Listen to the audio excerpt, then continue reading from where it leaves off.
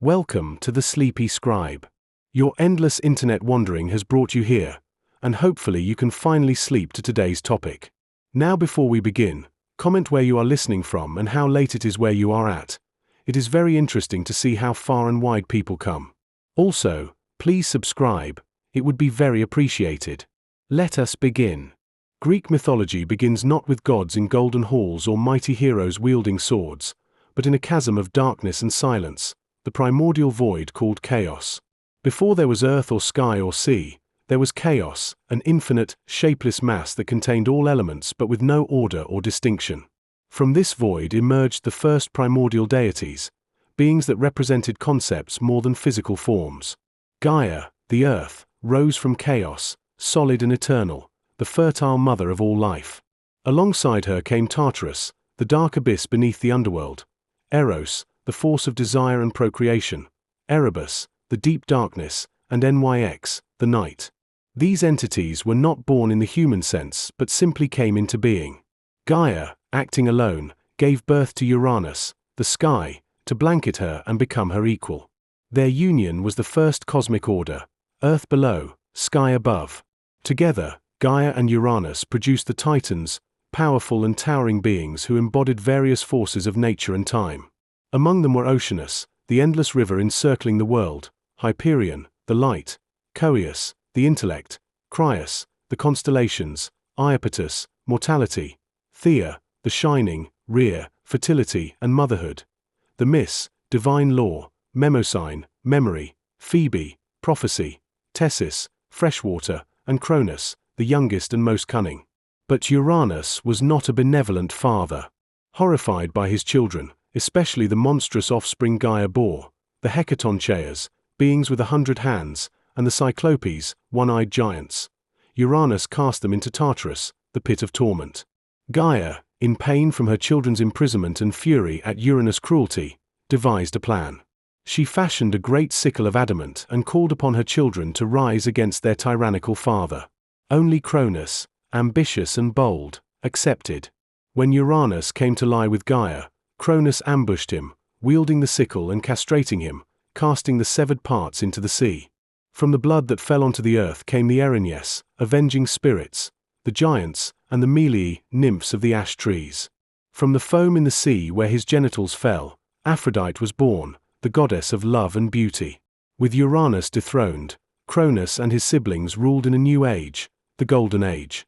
Cronus took Rhea, his sister, as his queen, and together they had children, Hestia, Demeter, Hera, Hades, Poseidon, and Zeus. But Cronus, haunted by a prophecy that he would be overthrown by one of his children, swallowed each of them whole at birth. Rhea, desperate to save her youngest, Zeus, hid him on the island of Crete and gave Cronus a swaddled stone to swallow instead. Zeus was raised in secret by nymphs and divine goats, nurtured in caves far from Cronus's reach. When he came of age, Zeus returned to confront his father. With the help of Metis, a titan of wisdom, he tricked Cronus into vomiting up his siblings. Together, the 6 children of Cronus waged war against the Titans, a cataclysmic conflict known as the Titanomachy. For 10 years the Olympians and the Titans battled, shaking the earth and sky. Gaia advised Zeus to free the Hecatoncheirs and the Cyclopes from Tartarus, and in return, the Cyclopes forged thunderbolts for Zeus, a trident for Poseidon, and a helmet of invisibility for Hades. With these gifts and the might of their monstrous allies, the Olympians turned the tide. Zeus hurled thunderbolts, Poseidon shattered the ground, Hades struck from shadows. Cronus and his Titan allies were defeated and cast into Tartarus, guarded by the Hecatoncheirs. But not all Titans were punished. Some, like Prometheus and Oceanus, had sided with Zeus. With the Titans vanquished, Zeus, Poseidon, and Hades drew lots to divide the world. Zeus took the sky, Poseidon the sea, and Hades the underworld. Thus began the reign of the Olympians on Mount Olympus, a new divine order atop the world. Yet the scars of war and betrayal did not fade. Even in victory, the gods carried the legacy of their brutal origins. The story of Greek mythology is not one of peace, but of power seized and re-seized, of cycles of birth, rebellion, and vengeance. The Olympians were gods, yes, but not perfect beings. They quarreled, deceived, loved, and raged with the intensity of the mortals they ruled. And their stories, layered with symbolism, divine pettiness, cosmic justice, and human frailty, would define a civilization and echo across centuries. The world of Greek mythology was now set, a universe governed by gods who were as flawed and passionate as the humans who worshipped them. Mount Olympus, crowned in clouds, would become the center of this divine drama, but its roots lay deep in chaos, betrayal, and blood. The reign of the Olympians began not as a period of peace but as an uneasy establishment of power, marked by new challenges that tested the very fabric of their rule. With the Titans defeated and banished to Tartarus, Zeus faced immediate threats to his newly claimed throne. The first came not from an ancient enemy, but from Gaia herself. Outraged by the imprisonment of her children, the Titans, Gaia gave birth to Typhon, a monstrous force of nature meant to challenge the sovereignty of the gods. Typhon was unlike any creature that had come before, towering beyond mountains, with serpents for legs and wings that darkened the skies. His eyes burned with fire, his voice roared across continents, and when he moved, the earth trembled. The Olympians, faced with such overwhelming power, fled in terror. Most disguised themselves as animals and scattered across the earth, but Zeus stood his ground. A colossal battle erupted between the sky god and the chaos-born giant, with mountains shattered and oceans boiled. Zeus hurled thunderbolt after thunderbolt, but Typhon answered with hurricane winds and molten fire. Eventually, Zeus managed to strike Typhon down and trap him beneath Mount Etna, where the creature's writhing fury was said to cause the mountain's volcanic eruptions. With this victory, Zeus solidified his dominance, but the struggle revealed a harsh truth: the rule of Olympus would be constantly tested. Even gods could bleed, and power, once seized, must be defended endlessly. As Zeus secured his rule, he began to shape the cosmos into a more stable order. He took Hera as his queen, not only to reinforce his sovereignty but also to create a divine counterpart who could temper his often impulsive nature. Hera, the goddess of marriage and childbirth, was regal and fiercely proud, yet her union with Zeus was fraught with betrayal. For all his authority, Zeus was endlessly unfaithful, seducing goddesses, nymphs, and mortal women alike. Each of these affairs birthed new beings, some divine, others demigod, but all added new threads to the ever-expanding web of myth. From Leto, he fathered Apollo and Artemis, twin deities of the sun and moon. From Semele, a mortal woman, he sired Dionysus, god of wine and madness. From Maia, a quiet nymph, came Hermes, the cunning messenger. Hera's jealousy often exploded in wrath, not just against Zeus but against his lovers and their offspring. Her rage was relentless and cunning, and it shaped many myths to come. One of the most tragic consequences of this divine infidelity was the fate of Heracles, son of Zeus and the mortal Alcmene. From the moment of his birth, Hera despised him. She sent serpents into his cradle, which the infant hero strangled with his bare hands. Later, she drove him to madness, causing him to kill his own wife and children. To atone, Heracles was forced to undertake 12 impossible labors, a journey of suffering, strength, and redemption. These divine dramas were more than family squabbles. They were allegories for human struggle, ambition, and the cost of greatness. As the gods established their dominion, they began to organize the world beneath them. Poseidon ruled the seas with a temper as wild as the storms he controlled. He created horses and earthquakes, and his wrath could sink entire fleets. Hades, grim and solemn, ruled the underworld, a place not of torture but of shadow and judgment.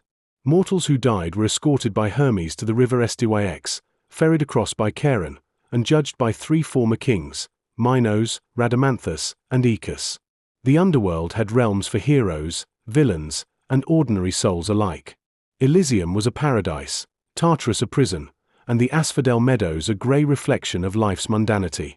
Even among the gods, the boundaries between life and death were sacred. The myth of Persephone, daughter of Demeter, goddess of the harvest, brought this to light. Hades abducted Persephone to make her his queen. Demeter, grief-stricken, allowed the earth to wither. Crops failed, famine spread, and humanity suffered. Eventually, Zeus intervened. A deal was struck. Persephone would spend part of the year with Hades and the rest with her mother. Thus, the seasons were born, her return marking spring and her descent heralding autumn and winter. These myths reflected the rhythms of nature and the mysteries of existence, giving people meaning in a world often ruled by chaos and uncertainty. Meanwhile, on Mount Olympus, each god and goddess carved out their domain. Athena, born fully grown and armored from Zeus's forehead, became the goddess of wisdom and war strategy. She was a virgin goddess, aloof and powerful, a patroness of heroes and cities, especially Athens, which bore her name. Ares, god of war, was her counterpart, violent, impulsive, and bloodthirsty. He represented the brutality of battle, while Athena represented its discipline and intellect. Aphrodite, goddess of love, beauty, and desire, wielded power over gods and mortals alike. Born from sea foam, she was married to Hephaestus, the crippled god of fire and craftsmanship, yet she loved Ares and countless others. Her influence sparked both divine rivalries and human tragedies. Artemis, virgin huntress and protector of wildlife, roamed forests with her bow and nymphs. Apollo, her twin, was a god of music, prophecy, and the sun, presiding over the oracle at Delphi, where mortals sought divine truth. Hermes, swift and sly, guided souls to the underworld and acted as Zeus's messenger. He was a trickster, a thief, and a protector of travelers. Demeter tended the earth's fertility, while Dionysus, born from fire and madness, embodied ecstasy, wine, and transformation. Each god and goddess was both divine and deeply human, reflecting the virtues and vices of the mortals who told their stories. The Olympians ruled not with absolute control, but through influence, persuasion, punishment, and reward. Their interactions with mortals created an endless cycle of myths, where destiny, hubris, and divine intervention shaped the fate of individuals and empires. The lines between God and man, fate and choice, were forever blurred. In this cosmic tapestry, the gods were not distant creators, but intimate forces, dancing in storms, whispering in dreams, punishing arrogance, and rewarding loyalty. And their stories were just beginning. Though the Olympians now ruled the cosmos from their throne atop Mount Olympus, their grip on the world was anything but absolute. Their influence touched every corner of mortal and divine existence, yet their authority was constantly tested.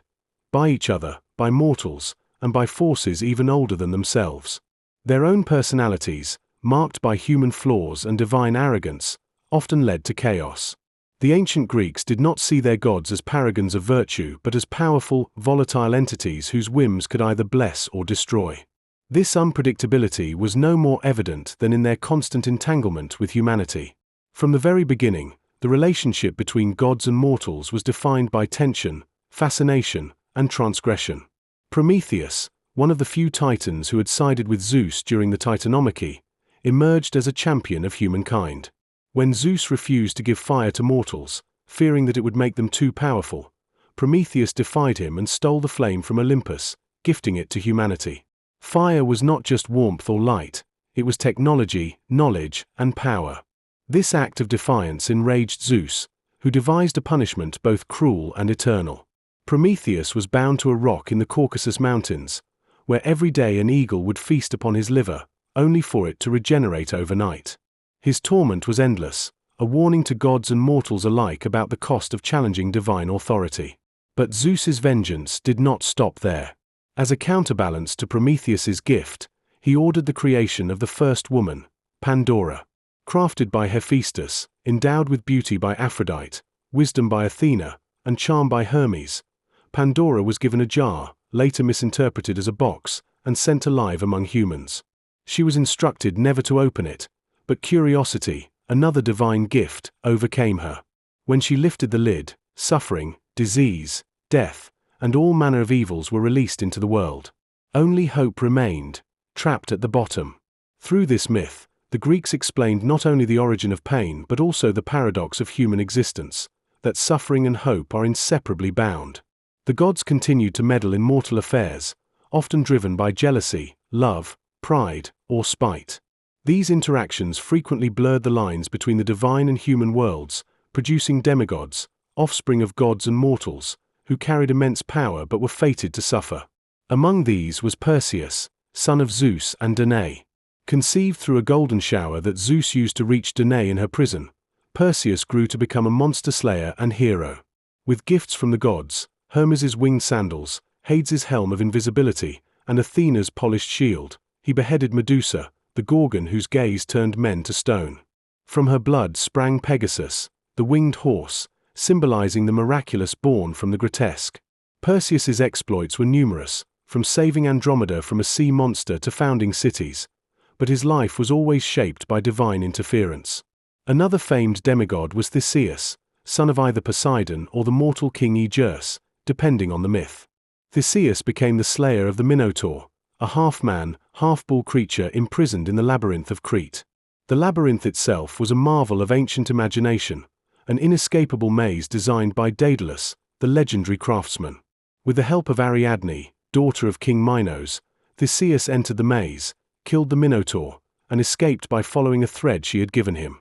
Yet his triumph was tinged with tragedy. On his return voyage, Theseus forgot to change his sails from black to white, a signal to his father that he had survived. Seeing the black sails, Zeus threw himself into the sea in despair, which thereafter bore his name, the Aegean Sea. Theseus's story, like many Greek myths, wove victory and loss into a single thread, reflecting the unpredictable balance of fate. But no hero loomed larger in Greek mythology than Heracles, known to the Romans as Hercules. Born of Zeus and the mortal Alcmene, Heracles was cursed from birth by Hero's hatred. His strength was legendary, his feats unmatched, yet his life was a series of sufferings inflicted by divine cruelty. After being driven mad by Hera and murdering his family, Heracles was ordered to complete 12 labors to atone. These included slaying the Nemean lion, whose skin was impervious to weapons, capturing the golden-horned Cyrenian hind, cleaning the Augean stables in a single day, and capturing Cerberus, the three-headed guard dog of the underworld. Each labor tested not only his strength but his resilience and ingenuity. Heracles' labors made him a symbol of human endurance, the struggle against fate, and the possibility of redemption even after terrible sin. His death, caused by betrayal and a poisoned robe, was agonizing, but his spirit was granted immortality. He ascended to Olympus and married Hebe, the goddess of youth, a rare case of a mortal achieving full divinity. These mortal champions, Perseus, Theseus, Heracles, were not merely strong. They were flawed, driven, and often doomed by the very gods who empowered them. Their stories reflected the human condition, a life shaped by forces beyond control, where greatness came with suffering, and even triumph carried the seeds of tragedy.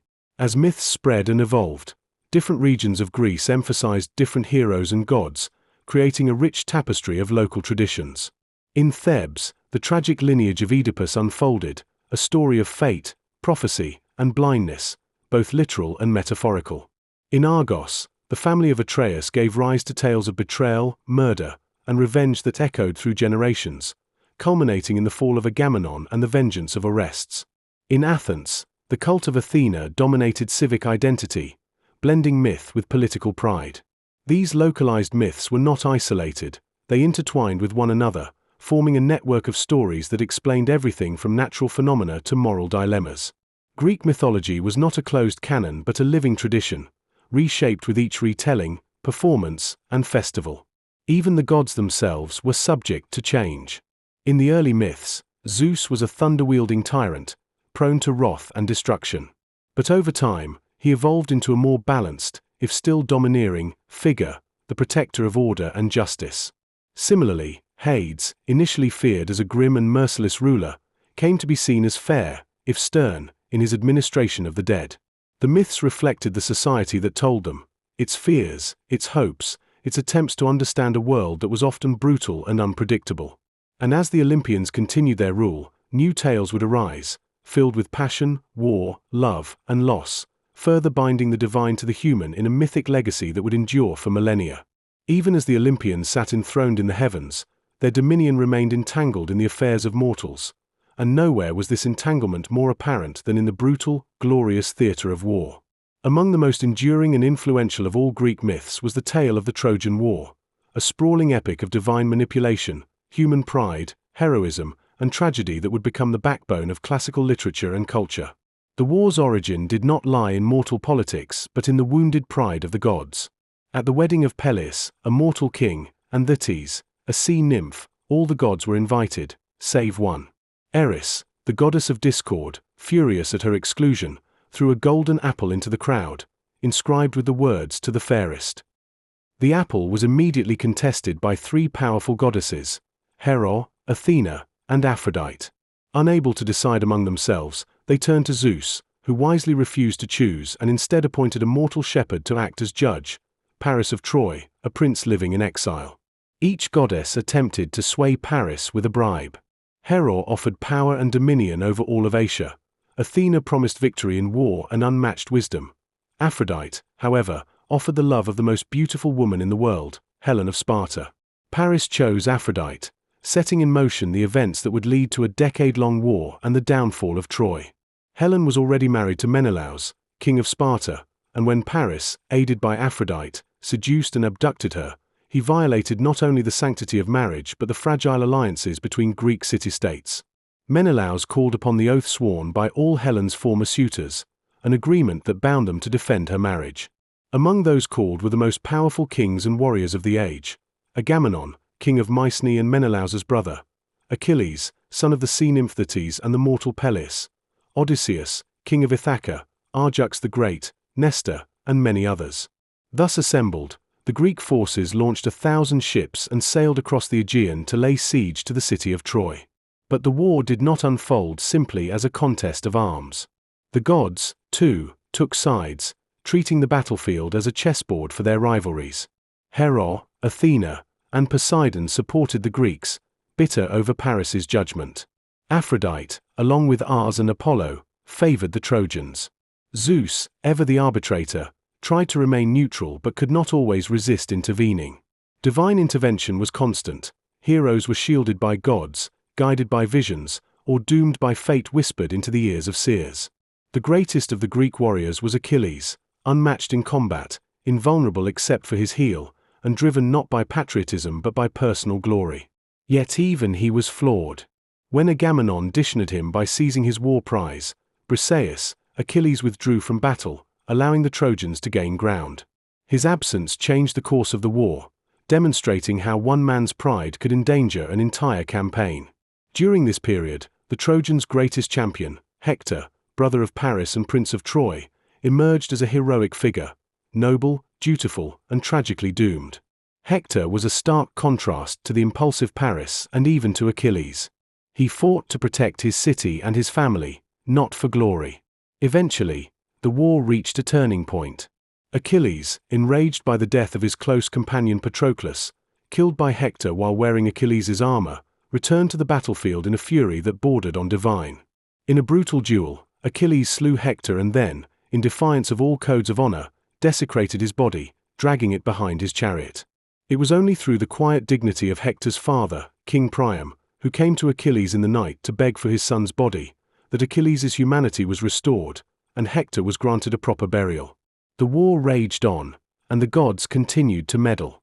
Achilles met his end not in battle but through deception. Paris, guided by Apollo, shot an arrow that struck his only vulnerable spot, his heel.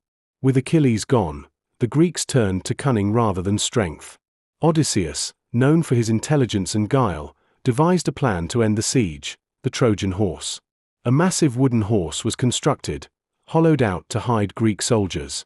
The rest of the Greek forces pretended to retreat, leaving the horse as an offering to the gods. The Trojans, believing the war was over, brought the horse into the city. That night, while the city slept, the hidden Greeks emerged, opened the gates, and signaled their army to return. Troy was sacked, its people slaughtered or enslaved, and its great walls reduced to rubble. The war had ended, but its consequences echoed for generations. The return journeys of the Greek heroes were fraught with peril.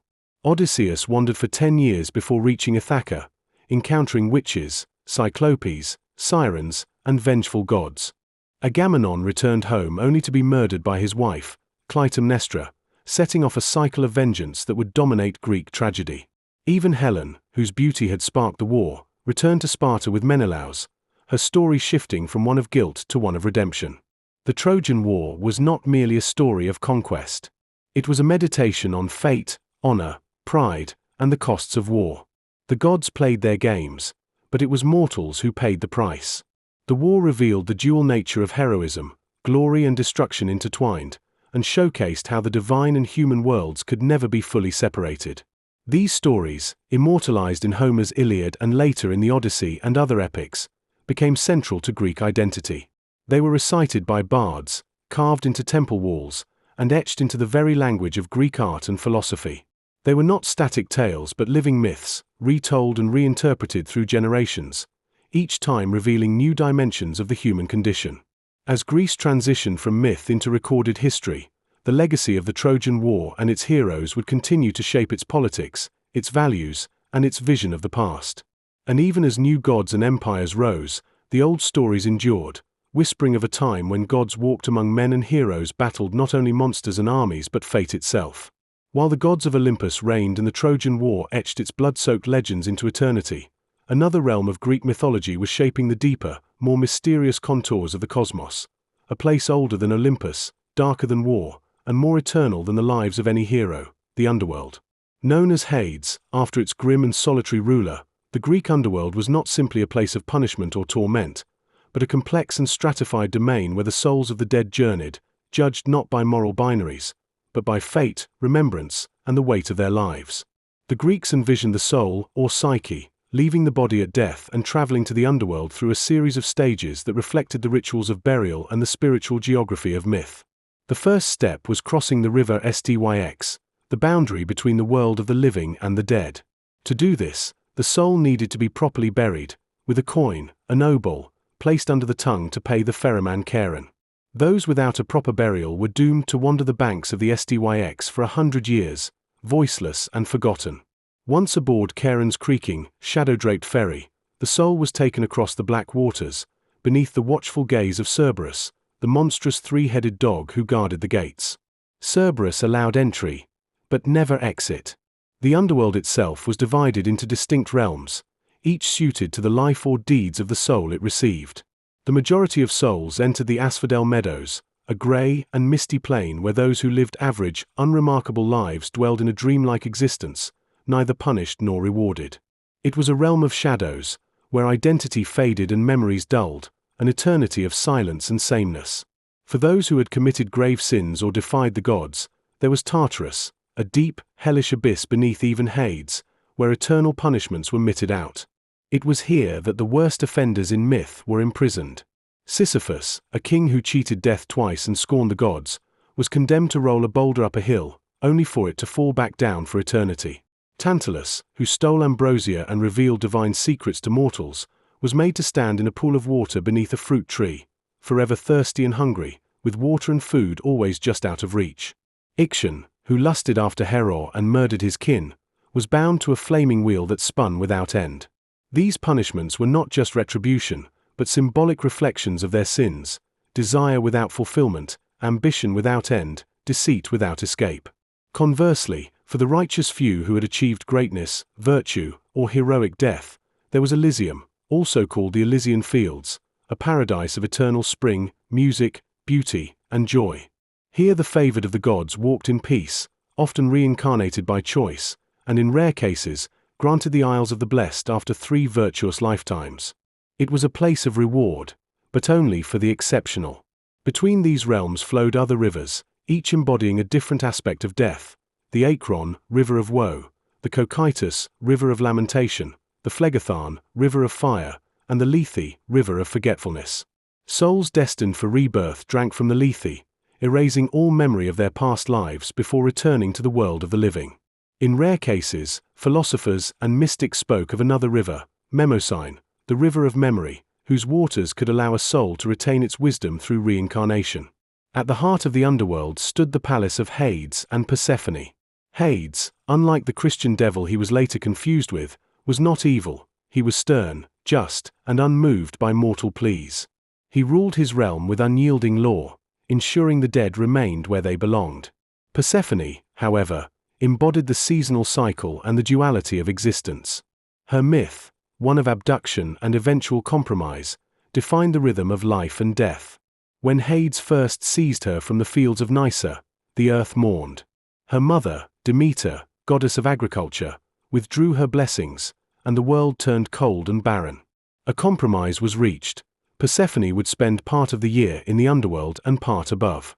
Her ascent marked spring, her descent autumn, symbolizing growth and decay. Their union, while born of violence, became one of the most significant in myth. Persephone transformed from innocent maiden to queen of the dead, regal and commanding. She was worshipped not only as a goddess of death, but also of transformation and rebirth. The underworld was not just a place, it was a reflection of the Greek worldview, a place where all actions had consequences, where memory and identity mattered, where death was not an end, but a new stage in a larger, mysterious cycle. It underscored the moral framework of Greek life, not as a binary between good and evil, but a spectrum of choices, each carrying its own eternal weight. The mysteries of the underworld gave rise to some of Greece's most esoteric and sacred rites. Chief among them were the Eleusinian mysteries, secret religious ceremonies held in honor of Demeter and Persephone. These rites, open only to initiates, promised hope for a blessed afterlife, perhaps even a path to Elysium. What occurred during the ceremonies was never written down, but the promise of transformation and a more merciful death bound generations of Greeks in reverent secrecy. Poets, too, explored the underworld with awe and terror. Homer described Odysseus's journey to the land of the dead, where the hero, seeking wisdom, met the spirits of his mother, fallen comrades, and the prophet Tiresias. In his descent, Odysseus saw that even the greatest warriors were mere shades in the afterlife, stripped of strength, their names echoing louder than their spirits. The message was clear: fame could endure, but the soul was a fragile echo in the darkness. Later poets like Virgil and philosophers like Plato would take these themes and expand upon them, weaving the underworld deeper into the moral and metaphysical fabric of Western thought. The underworld was not only a setting but a lens through which to understand justice, memory, and the ultimate fate of all things. Greek mythology did not offer easy comfort about death, it demanded contemplation, reverence, and acceptance. The gods of Olympus may have ruled from the heights, but it was in the shadows of Hades that the soul's true journey began. Beyond the dark corridors of the underworld and the fiery splendor of Olympus, there existed a realm of myth populated not by gods or heroes, but by creatures, beings born from chaos, nature, punishment, or divine experimentation. These mythological monsters and hybrids served as both tests and symbols, embodying the fears, taboos, and moral boundaries of ancient Greek culture. They were obstacles in heroic journeys, omens of divine wrath, or remnants of older, primal forces that predated even the Olympians. Among the earliest of these were the children of Echidna and Typhon, considered the monstrous progenitors of many of the horrors that haunted the mythological landscape. Echidna, half woman and half serpent, dwelled in a cave and birthed a lineage that would plague mortals and heroes alike. Her offspring included Cerberus, the three-headed guard dog of Hades, the Hydra of Lerna, a serpent with regenerative heads whose breath was poison and blood acidic, the Chimera, a fire-breathing beast with the body of a lion, the head of a goat rising from its back, and a serpent for a tail, and the Nemean lion, whose golden fur was impervious to weapons. These creatures were not merely animals with terrifying traits, they symbolized chaos and the disruption of natural order. Their defeat often represented a restoration of cosmic balance, a hero's triumph not just over danger but over entropy and moral decay. Heracles, in particular, encountered many of these beasts during his 12 labors. The first labor required him to slay the Nemean lion. Unable to pierce its hide with weapons, Heracles ultimately strangled the beast and skinned it with its own claws, wearing the pelt as armor. His second labor was to slay the Lernaean Hydra, a 9-headed serpent whose heads regrew twofold when cut. Heracles succeeded only by cauterizing each stump with a torch, a task aided by his nephew Iolaus. These stories weren't just thrilling battles, they were lessons in perseverance, cleverness, and the need for cooperation. Other creatures dwelled on the fringes of the known world, guarding treasures, punishing arrogance, or testing virtue. The Sphinx, with the body of a lion, wings of an eagle, and the face of a woman, terrorized Thebes by posing a riddle to all who passed. What walks on 4 legs in the morning, 2 at noon, and 3 in the evening? Those who answered incorrectly were devoured. Only Oedipus solved it, replying man, whose life progresses from crawling as an infant to walking upright to leaning on a cane in old age. Upon hearing the correct answer, the Sphinx destroyed herself. This myth wove together intellect, fate, and the tragic irony that would later engulf Oedipus's life. The Gorgons, 3 sisters with snakes for hair and gazes that turned men to stone, were another embodiment of dread and divine punishment. Only Medusa was mortal, and her story is among the most complex. Once a beautiful maiden, she was transformed into a monster by Athena after being violated by Poseidon in the goddess's temple. Her transformation, while often depicted as a curse, can also be read as a form of protection or retribution. Medusa was ultimately slain by Perseus, who used a mirrored shield to avoid her deadly gaze. From her severed neck sprang Pegasus and Chryse, born of divine blood and sky. Other creatures blended human and animal in ways that blurred lines of identity and morality. The centaurs, half man, half horse, represented the conflict between civilization and barbarism. While most were unruly and drunken, Chiron stood apart, wise and just, serving as tutor to many heroes, including Achilles and Asclepius. His death, caused by a poisoned arrow, marked a turning point in myth, as he traded his immortality for the release of Prometheus, an act of ultimate self-sacrifice. The Minotaur, half man and half bull, was a creature of shame and secrecy, imprisoned in the labyrinth beneath Crete. Born from the union of Pasiphae and a divine bull, it embodied the unnatural result of pride and sacrilege. King Minos commissioned Daedalus to build the labyrinth to contain the beast, and each year, 7 Athenian boys and 7 girls were sent as tribute to be devoured. Theseus, with the help of Ariadne's thread, navigated the maze and slew the Minotaur, ending the cycle of blood. Yet even this victory carried echoes of abandonment and betrayal, as Theseus later deserted Ariadne on Naxos, fulfilling the pattern of heroism entangled with personal failure. Sea monsters also haunted the Greek imagination, reminders of nature's unpredictability and the dangers of hubris. Scylla and Charybdis, 2 perils of the sea, loomed large in the Odyssey. Scylla, once a beautiful nymph, was transformed into a creature with multiple heads that snatched sailors from their ships. Charybdis, on the opposite side of a narrow strait, created whirlpools that could consume entire vessels. Odysseus had to choose between them, sacrificing a few men to Scylla to avoid total annihilation, an allegory of leadership, loss, and difficult decisions. Another sea terror, Cetus, was sent to punish Queen Cassiopeia for boasting that her daughter Andromeda was more beautiful than the Nereids, sea nymphs favored by Poseidon. Andromeda was chained to a rock as sacrifice, only to be saved by Perseus, who used Medusa's head to turn the beast to stone. These myths often punished vanity, hubris, or moral transgression, warning that beauty or status could not shield one from divine wrath. Not all mythical beings were monstrous. Some were simply strange, their stories curious and allegorical. The sirens, for example, were not fearsome in appearance but irresistible in song. Their melodies lured sailors to their deaths on rocky shores. Odysseus, eager to hear their song without succumbing, had his men plug their ears with wax and bind him to the mast. This act of restraint and foresight contrasted sharply with the recklessness of other seafarers and demonstrated the power and danger of temptation. The Harpies, winged spirits with the faces of women, were often agents of punishment, stealing food or defiling sacred spaces. They embodied pollution and divine vengeance, but also became symbols of lingering guilt or unresolved wrongs. Satyrs and nymphs, less malevolent but still powerful, populated the forests, rivers, and glades of myth. Satyrs, followers of Dionysus, were lustful and chaotic, blending revelry with danger. Nymphs, though often benevolent, could also be vengeful, especially when disrespected. Narcissus, who spurned the love of the nymph Echo, was cursed to fall in love with his own reflection, wasting away in self-obsession. His story became an eternal warning against vanity and emotional cruelty. These creatures and beings formed the mythological backdrop against which heroes proved themselves, gods demonstrated their will, and mortals learned the consequences of arrogance or kindness. They were not merely obstacles or villains, they were embodiments of the world's mysteries, each with a story that reflected some aspect of nature, morality, or the human psyche. Through them, the Greeks explored the limits of their understanding, the dangers of the unknown, and the boundaries between the mortal and divine.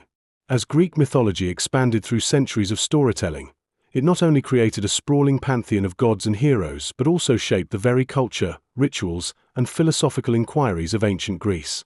At its core, mythology was not merely entertainment or religious explanation. It was a foundational structure upon which societal norms, political authority, and personal identity were built. The gods were not distant deities, they were present in daily life, honored at altars, invoked before journeys, petitioned in prayers, and appeased through sacrifice. Every city-state had its own patron deity, its own founding myths, and its own interpretation of the major Olympians. Athens, perhaps the most influential polis in terms of mythological preservation, revered Athena above all. The myth of her contest with Poseidon for dominion over the city exemplified how myths were localized to explain civic identity and political allegiance. According to the story, both Athena and Poseidon desired to become the patron god of a newly founded city. To settle the matter, they were each asked to present a gift. Poseidon struck the ground and produced either a saltwater spring or a horse, depending on the version. Athena, however, planted the first olive tree. The citizens, recognizing the olive's value, offering food, oil, and wood, chose Athena, and the city became Athens. This myth not only elevated the goddess's status but reinforced the city's values: wisdom, strategy, and agricultural prosperity over brute strength and unpredictability. These mythic narratives were inseparable from ritual practice. Temples were constructed not simply as places of worship but as homes for the gods on earth. The Parthenon in Athens stood as both a religious center and a political statement, its friezes and sculptures depicting mythological scenes that echoed Athenian ideals. Festivals, too, were saturated with myth. The Panathenaea honored Athena with processions, sacrifices, and competitions. The Eleusinian Mysteries, secret rites dedicated to Demeter and Persephone, offered initiates a deeper understanding of life, death, and the possibility of spiritual renewal. Participants were sworn to secrecy, but the promise of a better fate in the afterlife made the mysteries central to the religious life of many Greeks. In Sparta, myth and state were fused even more aggressively. The Spartans traced their lineage to Heracles, claiming descent from the Heraclidae, the sons of the hero who had been granted divine status. This connection justified their militarism, their austerity, and their belief in the supremacy of strength and endurance. Their reverence for Apollo as a god of order, light, and purification shaped their social discipline. Mythology, in this context, was not passive. It was weaponized to legitimize laws, wars, and hierarchies. Even the Olympic Games, which united Greeks from across the Hellenic world, were infused with mythic origins. The Games were said to have been founded by Heracles himself after completing his labors. Held in honor of Zeus at Olympia, they were as much a religious festival as a sporting event. Victors were not only celebrated as athletes but honored as living embodiments of divine favor. In education, mythology played a central role. Boys were taught the Homeric epics not just as literature but as moral instruction. Heroes like Odysseus and Achilles were examined for their virtues and flaws, their choices debated as though they were real historical figures. Philosophers like Plato and Aristotle, while often critical of the literal truth of myths, still engaged with them deeply, using them as allegories for larger truths. Plato, for instance, condemned the immoral behaviors of the gods depicted by Homer, yet in his dialogues, he frequently employed mythic motifs to explore the nature of the soul, the structure of the cosmos, and the meaning of justice. The myth of which concludes the Republic, presents a vision of the afterlife that, while influenced by traditional mythology, serves a moral and philosophical purpose. Aristotle took a more empirical approach but acknowledged the educational power of myth, especially in poetry and drama, as a means of cultivating virtue. Greek tragedy, perhaps the most refined artistic expression of myth, brought these stories to the stage, transforming sacred tales into public reflection. Playwrights like Aeschylus, Sophocles, and Euripides reinterpreted myths for civic audiences, using familiar figures to explore issues of fate, justice, free will, and the consequences of hubris. Aeschylus's Oresteia examined the cycle of vengeance and the establishment of lawful justice through the myth of the House of Atreus. Sophocles' Oedipus Rex delved into the tragic consequences of prophecy and self-ignorance. Euripides' Medea portrayed the fury of a wronged woman who defies divine and social order. These plays were not mere retellings, they were reimaginings that spoke to the anxieties and aspirations of the city-state. The chorus, often representing the voice of the people, provided commentary, lamentation, and moral context. Audiences, familiar with the myths, were invited to reflect not only on the events but on their meanings. Tragedy thus served as a bridge between the sacred and the civic, a ritual of collective understanding and catharsis. Comedy, too, engaged with mythology, though with irreverence. Aristophanes parodied the gods, exposing their follies and mocking the contradictions in mythic logic. In doing so, He reminded audiences that while myths were foundational, they were also malleable, open to critique and reinterpretation. Mythology's role in Greek identity was so profound that even during the Hellenistic and Roman periods, as traditional religious practices began to shift, the stories endured. They were absorbed into new cultural frameworks, their meanings expanded, their characters adapted. Alexander the Great claimed descent from Achilles and Heracles, using myth to legitimize conquest. Roman poets like Virgil and Ovid reworked Greek myths for their own ends, preserving them even as they transformed them. But in their original Greek context, myths were never just stories. They were a language of power, a mirror of human nature, and a map of the sacred. They taught lessons, justified laws, comforted the grieving, and warned the arrogant. They offered explanations for the inexplicable and gave structure to the chaos of existence. To be Greek was to know the myths, to live among their symbols, to walk through landscapes where gods had once trod and heroes had fought. Whether in the echoing halls of a temple, the hush of a theatre, the clamor of a battlefield, or the quiet murmur of a household prayer, the myths were always present, ancient, evolving, and eternal. Among the most captivating elements of Greek mythology is its deep entanglement with fate, an omnipresent force that transcended even the gods themselves. From the moment a child was born, their destiny was already written by the Moirai, or Fates, three primordial deities who spun, measured, and cut the thread of life. Clotho spun the thread, Lachesis measured it, and Atropos cut it, signaling the moment of death. Their authority was absolute. Not even Zeus, with all his thunderbolts and divine rule, could override their decree. This concept of fate shaped the worldview of the ancient Greeks, that human life was both heroic and tragic because it unfolded within boundaries that could never fully be escaped.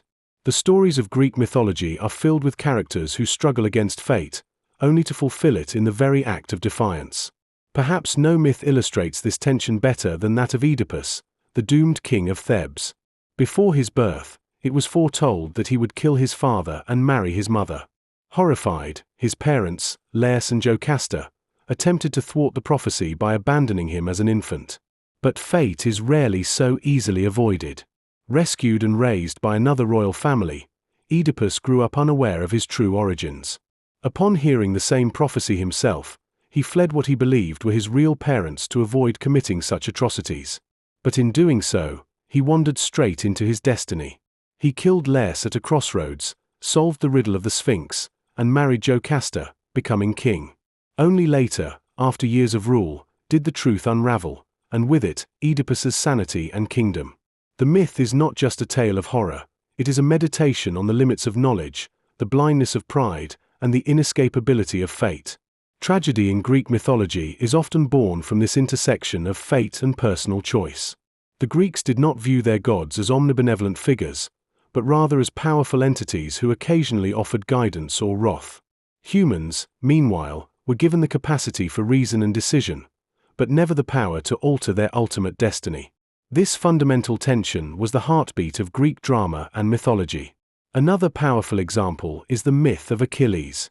From his earliest days, his mother Thetis knew he was fated to die young if he went to war.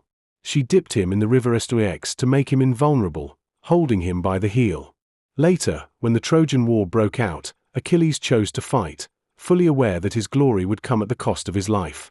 His story raises the question, is it better to live a long, quiet life, or a short one filled with eternal fame?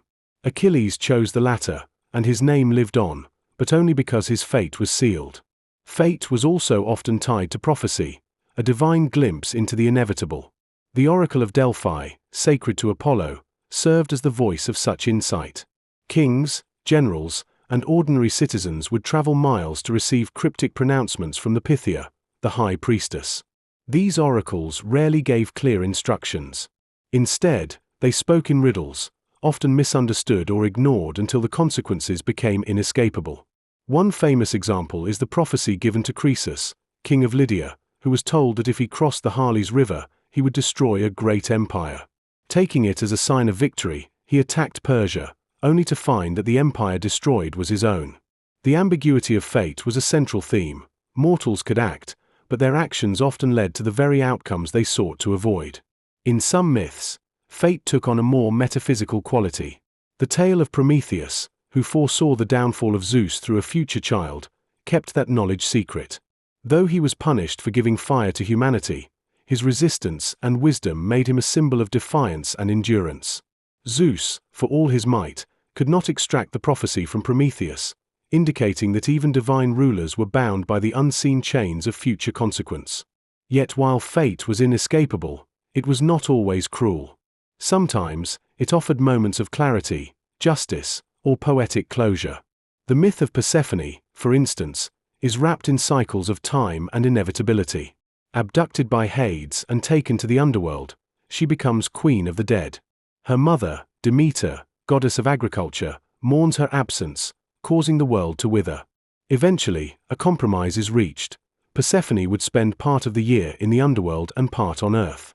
This myth explains the changing seasons, but it also reflects the deeper theme of cyclical fate, of life, death, and rebirth.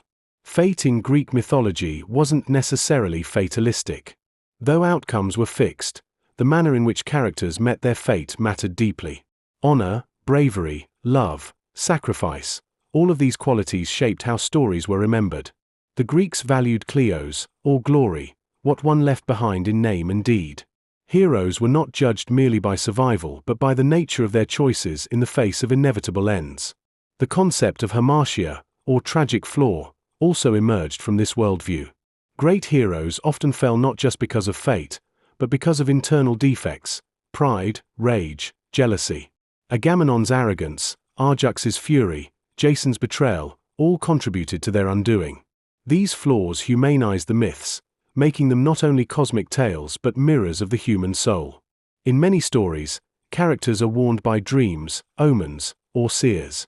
Cassandra, cursed by Apollo to utter true prophecies that no one would believe, foresaw the fall of Troy. Her tragedy was not just her knowledge, but her inability to alter events or convince others. In a world governed by fate, insight often came with helplessness. The Greeks accepted this tension between freedom and predetermination as part of life's mystery. They saw themselves as agents within a larger order, capable of great deeds, but always within the invisible bounds drawn by the Moirai. Even the gods had to respect those bounds. This sense of cosmic order, sometimes called Ananke, emphasized necessity. In Hesiod's theogony, even chaos and Gaia are subject to an inescapable unfolding. The Greeks did not resent fate. They honored it, feared it, and shaped their stories around its power. And in doing so, they created a mythological tapestry that reflected the beauty, terror, and dignity of existing in a world where so much is beyond control. For ancient audiences, these myths weren't just stories, they were philosophies wrapped in narrative, teaching not how to escape fate, but how to face it with courage. While the major Olympians dominate much of Greek mythology's landscape, an entire realm of deities and beings existed in the shadows of Mount Olympus, ancient, chthonic, and often older than the gods themselves. These primordial and underworld forces represented the raw, elemental aspects of the cosmos and humanity's most fundamental fears and mysteries: night, death, sleep, dreams, vengeance, chaos. Unlike the shining gods of Olympus, these figures were often tied to the earth, the underworld, or the pre-cosmic void. Understanding them reveals the darker and more mysterious side of the Greek mythological imagination. At the beginning of everything stood chaos, the first principle. Not a god in the traditional sense, chaos was the yawning void, the gap between heaven and earth. From chaos came Gaia, the earth, and Tartarus, the abyss beneath the underworld. These forces were not born of divine will but simply emerged, eternal and self-creating. Gaia, or Mother Earth, gave birth to Uranus, the sky, and with him, she conceived the Titans, 12 powerful deities that included Cronus, Rhea, Oceanus, and Hyperion. These Titans represented a more primal and untamed power than their Olympian descendants. They ruled the cosmos during the Golden Age, until Cronus, in fear of being overthrown by his children, began swallowing them at birth. This act of control, paranoia, and eventual defeat by his son Zeus set the tone for many mythological cycles: the inevitable rise and fall of power, the rebellion of the young against the old, and the passing of eras. But beneath the drama of Titanomachy, the war between Titans and Olympians, lurked even deeper forces. Tartarus, the pit of eternal torment, was not merely a place but also a primordial entity. After the Titans were defeated, many were cast into Tartarus, along with monsters like Typhon, the serpentine giant born of Gaia and considered the deadliest creature in Greek myth. Typhon challenged Zeus himself and nearly won, tearing the sinews from the king of the gods. But ultimately, he too was defeated and imprisoned in the depths of Tartarus, beneath Mount Etna, where his rumblings were said to cause volcanic eruptions. One of the most intriguing aspects of Greek mythology is the personification of abstract concepts into deities or spirits, known as daemons. These were not always worshipped in temples but were understood to influence human experience. Thanatos, the personification of death, was depicted as a winged youth or a dark-robed figure, silent and inexorable. He was not evil, but inevitable. His twin brother, Hypnos, god of sleep, was gentler, associated with rest and dreams. Hypnos lived in a cave where night and silence reigned, and where the river Lethe flowed, its waters inducing forgetfulness. His children, the Oneiroi, were the spirits of dreams. Morpheus shaped dreams into human forms, Phobita into animals, and Phantasos into inanimate visions. These dreambringers were said to emerge each night through one of two gates, one of horn, which produced true dreams, and one of ivory, which sent false visions. Their presence in myth underscores the Greek fascination with the boundary between the conscious and unconscious, between illusion and truth. Perhaps the most terrifying chthonic beings were the Erinyes, or Furies. Born from the blood of Uranus when Cronus castrated him, they were ancient goddesses of vengeance, older than Zeus himself. These winged women with snakes for hair pursued those who shed kindred blood, especially murderers of family. They were relentless, their very presence a manifestation of guilt and retribution.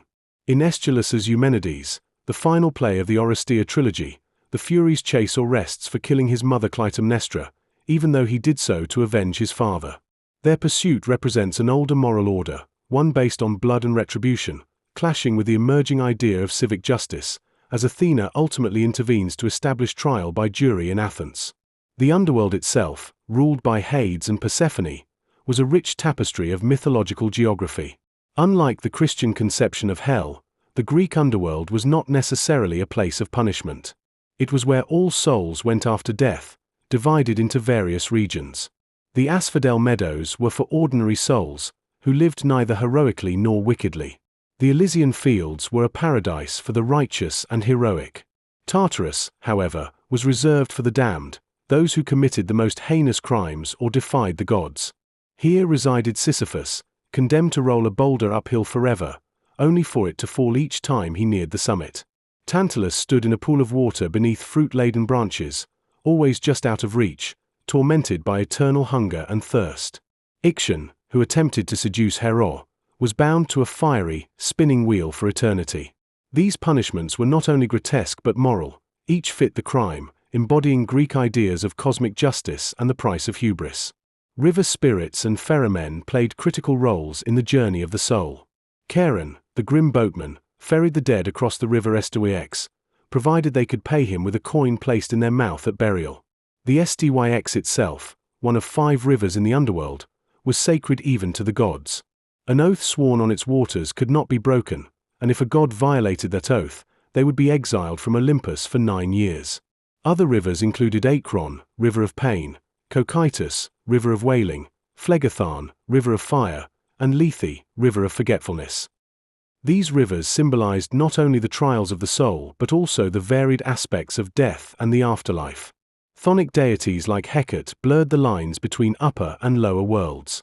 A goddess of magic, crossroads, and ghosts, Hecate was often depicted holding torches, guiding souls through the darkness. She was invoked in rites of protection and necromancy, often associated with witches and moonlight. Though she later became demonized in later traditions, in classical Greece she was a powerful, liminal figure, straddling realms and identities. Then there were the Keres, spirits of violent death, who haunted battlefields and fed on the dying. Unlike Thanatos, who brought peaceful death, the Keres reveled in carnage. They were the dread opposite of the Muses, whose gifts of art and inspiration lifted the human soul. These darker spirits were reminders of mortality's most brutal face, one that the Greeks acknowledged with grim realism. Even dreams and madness had divine patrons. The god Pan, half goat and half man, was said to instill sudden fear, panic, in travelers who heard his eerie cry in remote forests. Mania, a spirit of insanity, embodied the loss of reason and control. The Greeks understood that the mind was as vulnerable as the body, and their myths reflected this with vivid clarity. The chthonic realm was not just a hellscape of torment, it was a deeply symbolic structure that made sense of death, justice, memory, and the unseen. It served as a mirror for human actions, a warning against pride, and a map for the journey beyond life. In venerating these older, darker powers, the Greeks acknowledged that not all wisdom comes from light. Some truths, perhaps the deepest ones, lurk in shadow, in silence, in the space beneath the earth, where forgotten gods still whisper through the cracks of myth. Greek mythology is filled with countless tales of mortal heroes whose lives were shaped by divine intervention, tragic flaws, and quests for glory. Among the most renowned heroes is Heracles, the son of Zeus and the mortal woman Alcmene. From birth, Heracles was marked by both immense strength and the burden of destiny. Hera, Zeus's jealous wife, hated him and tried to kill him by sending 2 serpents to his cradle, but the infant Heracles strangled them with ease. His life became a series of feats that tested his strength, courage, and endurance. The 12 labors of Heracles stand as some of the most iconic myths. Each labor was a seemingly impossible task imposed upon him as penance for the madness sent by Hera, which caused him to kill his own wife and children. His tasks ranged from slaying the Nemean lion, whose golden hide was impervious to weapons, to capturing the Erymanthian boar alive, cleaning the Augean stables in a single day, and obtaining the golden apples of the Hesperides guarded by a dragon. These labors were more than mere physical challenges. They symbolized the struggle against chaos and the quest to bring order to the world. Heracles' story does not end with the labors. He married several times, faced betrayal and tragedy, and ultimately died a mortal death, but was granted apotheosis, immortality among the gods, upon his death. His journey from mortal to god embodied the Greek ideal of achieving glory through suffering and perseverance. Another legendary hero is Perseus, famed for slaying the Gorgon Medusa. Medusa was a terrifying creature with snakes for hair, whose gaze turned men to stone. Perseus, aided by gifts from the gods, a reflective bronze shield from Athena, winged sandals from Hermes, and a magical sword, used his wit and divine assistance to behead Medusa without looking directly at her. From Medusa's blood sprang Pegasus, the winged horse. Perseus's adventures did not stop there. He rescued Andromeda from a sea monster sent by Poseidon to punish her mother's hubris. Perseus's tale is one of bravery, cunning, and the favor of the gods, illustrating how mortal heroes often relied on divine tools and intervention to succeed. Jason and the Argonauts represent a different kind of heroism, one of leadership, adventure, and quest for a magical object. Jason's goal was to retrieve the Golden Fleece, a symbol of kingship and authority, from the distant land of Colchis. Gathering a crew of the greatest heroes of the age, including Heracles, Orpheus, and Atalanta, Jason's journey was fraught with dangers: harpies, clashing rocks, hostile kings, and magical challenges set by the sorceress Medea, who would become his lover and tragic partner. Medea, a priestess of Hecate, used her sorcery to help Jason succeed but later suffered betrayal and enacted devastating revenge, highlighting themes of love, loyalty, and tragic consequences. Jason's story reflects the tension between human ambition, divine will, and the fragility of trust. The Trojan War is perhaps the grandest stage for Greek heroism, weaving together mortal valor, divine machinations, and the tragic cost of pride. Achilles, the mightiest Greek warrior, was central to this conflict. Born of the sea nymph Thetis and the mortal Peleus, Achilles was dipped in the river Styx to become nearly invulnerable except for his heel, which remained mortal. His rage and grief shaped much of the Iliad, as he withdrew from battle over an insult to his honor, only returning to avenge the death of his close friend Patroclus. Hector, Prince of Troy, was his worthy opponent, noble, courageous, and devoted to his family and city. Their duel near the walls of Troy is among the most famous scenes in Western literature. The heroes of the Trojan War were not flawless. Their passions and decisions brought destruction as much as glory. Odysseus, known for his cunning and eloquence, was another hero whose journey extended beyond the battlefield. His decade-long voyage home, recounted in the Odyssey, involved encounters with monsters like the Cyclops Polyphemus, the enchantress Circe, and the sirens whose songs lured sailors to doom. Odysseus's intelligence and resourcefulness contrasted with brute strength, emphasizing a different kind of heroism based on wit and endurance. These myths of heroes reveal Greek values: courage, honor, cleverness, and the pursuit of kleos, or everlasting fame. Yet, they also portray the tragic human condition, mortality, suffering, and the complex interplay of fate and free will. Through their stories, the Greeks explored the potential and limits of humanity, the consequences of pride, and the possibility of redemption or ruin. Heroes were bridges between gods and men, their exploits illuminating the divine influence on mortal lives and the enduring quest for meaning in a chaotic world. Greek mythology is deeply entwined with the concept of the afterlife, not merely as a final destination but as a reflection of the soul's journey, justice, and transformation. Unlike many modern ideas of heaven and hell, the Greek underworld was complex, multifaceted, and often ambiguous. At its center was Hades, both the name of the god who ruled the realm and the realm itself. The underworld was believed to lie beneath the earth, a shadowy domain where all souls, regardless of their deeds, descended after death. Yet the experiences there varied widely depending on a person's life, choices, and divine favor. The journey to the underworld was perilous and ritualized. Upon death, the soul, or psyche, was escorted by Hermes Psychopompos, the guide of souls, to the river Styx or Akron. To cross these waters, the soul needed passage provided by Charon, the grim ferryman, who demanded an obol, a coin placed in the mouth of the deceased as payment. Without it, the soul was doomed to wander the riverbanks, restless and forgotten. The underworld was divided into several distinct regions. The asphodel meadows were a dull and grey place for the ordinary dead, those who lived neither particularly virtuous nor wicked lives.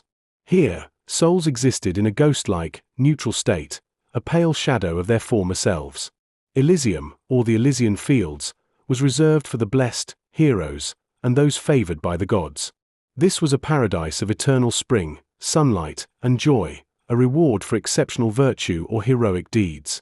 Souls in Elysium could live in peace and were sometimes granted reincarnation in new, favorable lives. Contrasting sharply with these was Tartarus, a deep abyss of torment and imprisonment. Reserved for the worst offenders against the gods and cosmic order, Tartarus housed eternal punishments tailored to the nature of their crimes. Sisyphus, condemned to push a boulder uphill endlessly only for it to roll back down, symbolized futile labor.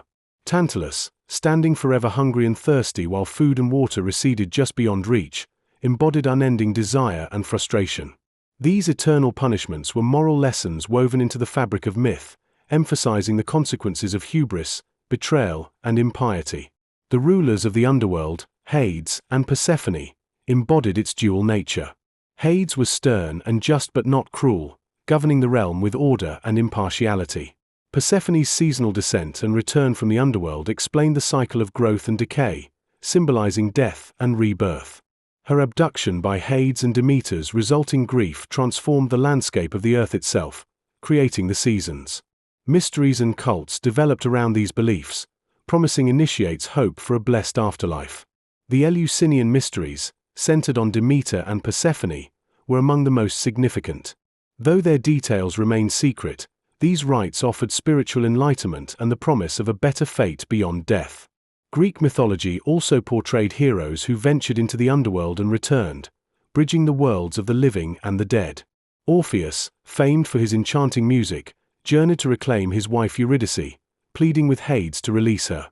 Though granted permission on the condition he not look back until they reached the surface, Orpheus failed, losing her forever. His tale is a poignant meditation on love, loss, and the limits of human will against fate. Heracles, in one of his 12 labors, descended to capture Cerberus, the three-headed dog guarding the underworld's gates.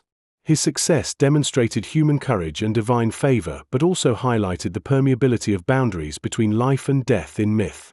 These journeys symbolize humanity's eternal struggle to understand and transcend mortality. Greek conceptions of the soul and afterlife were neither wholly bleak nor uniformly joyous.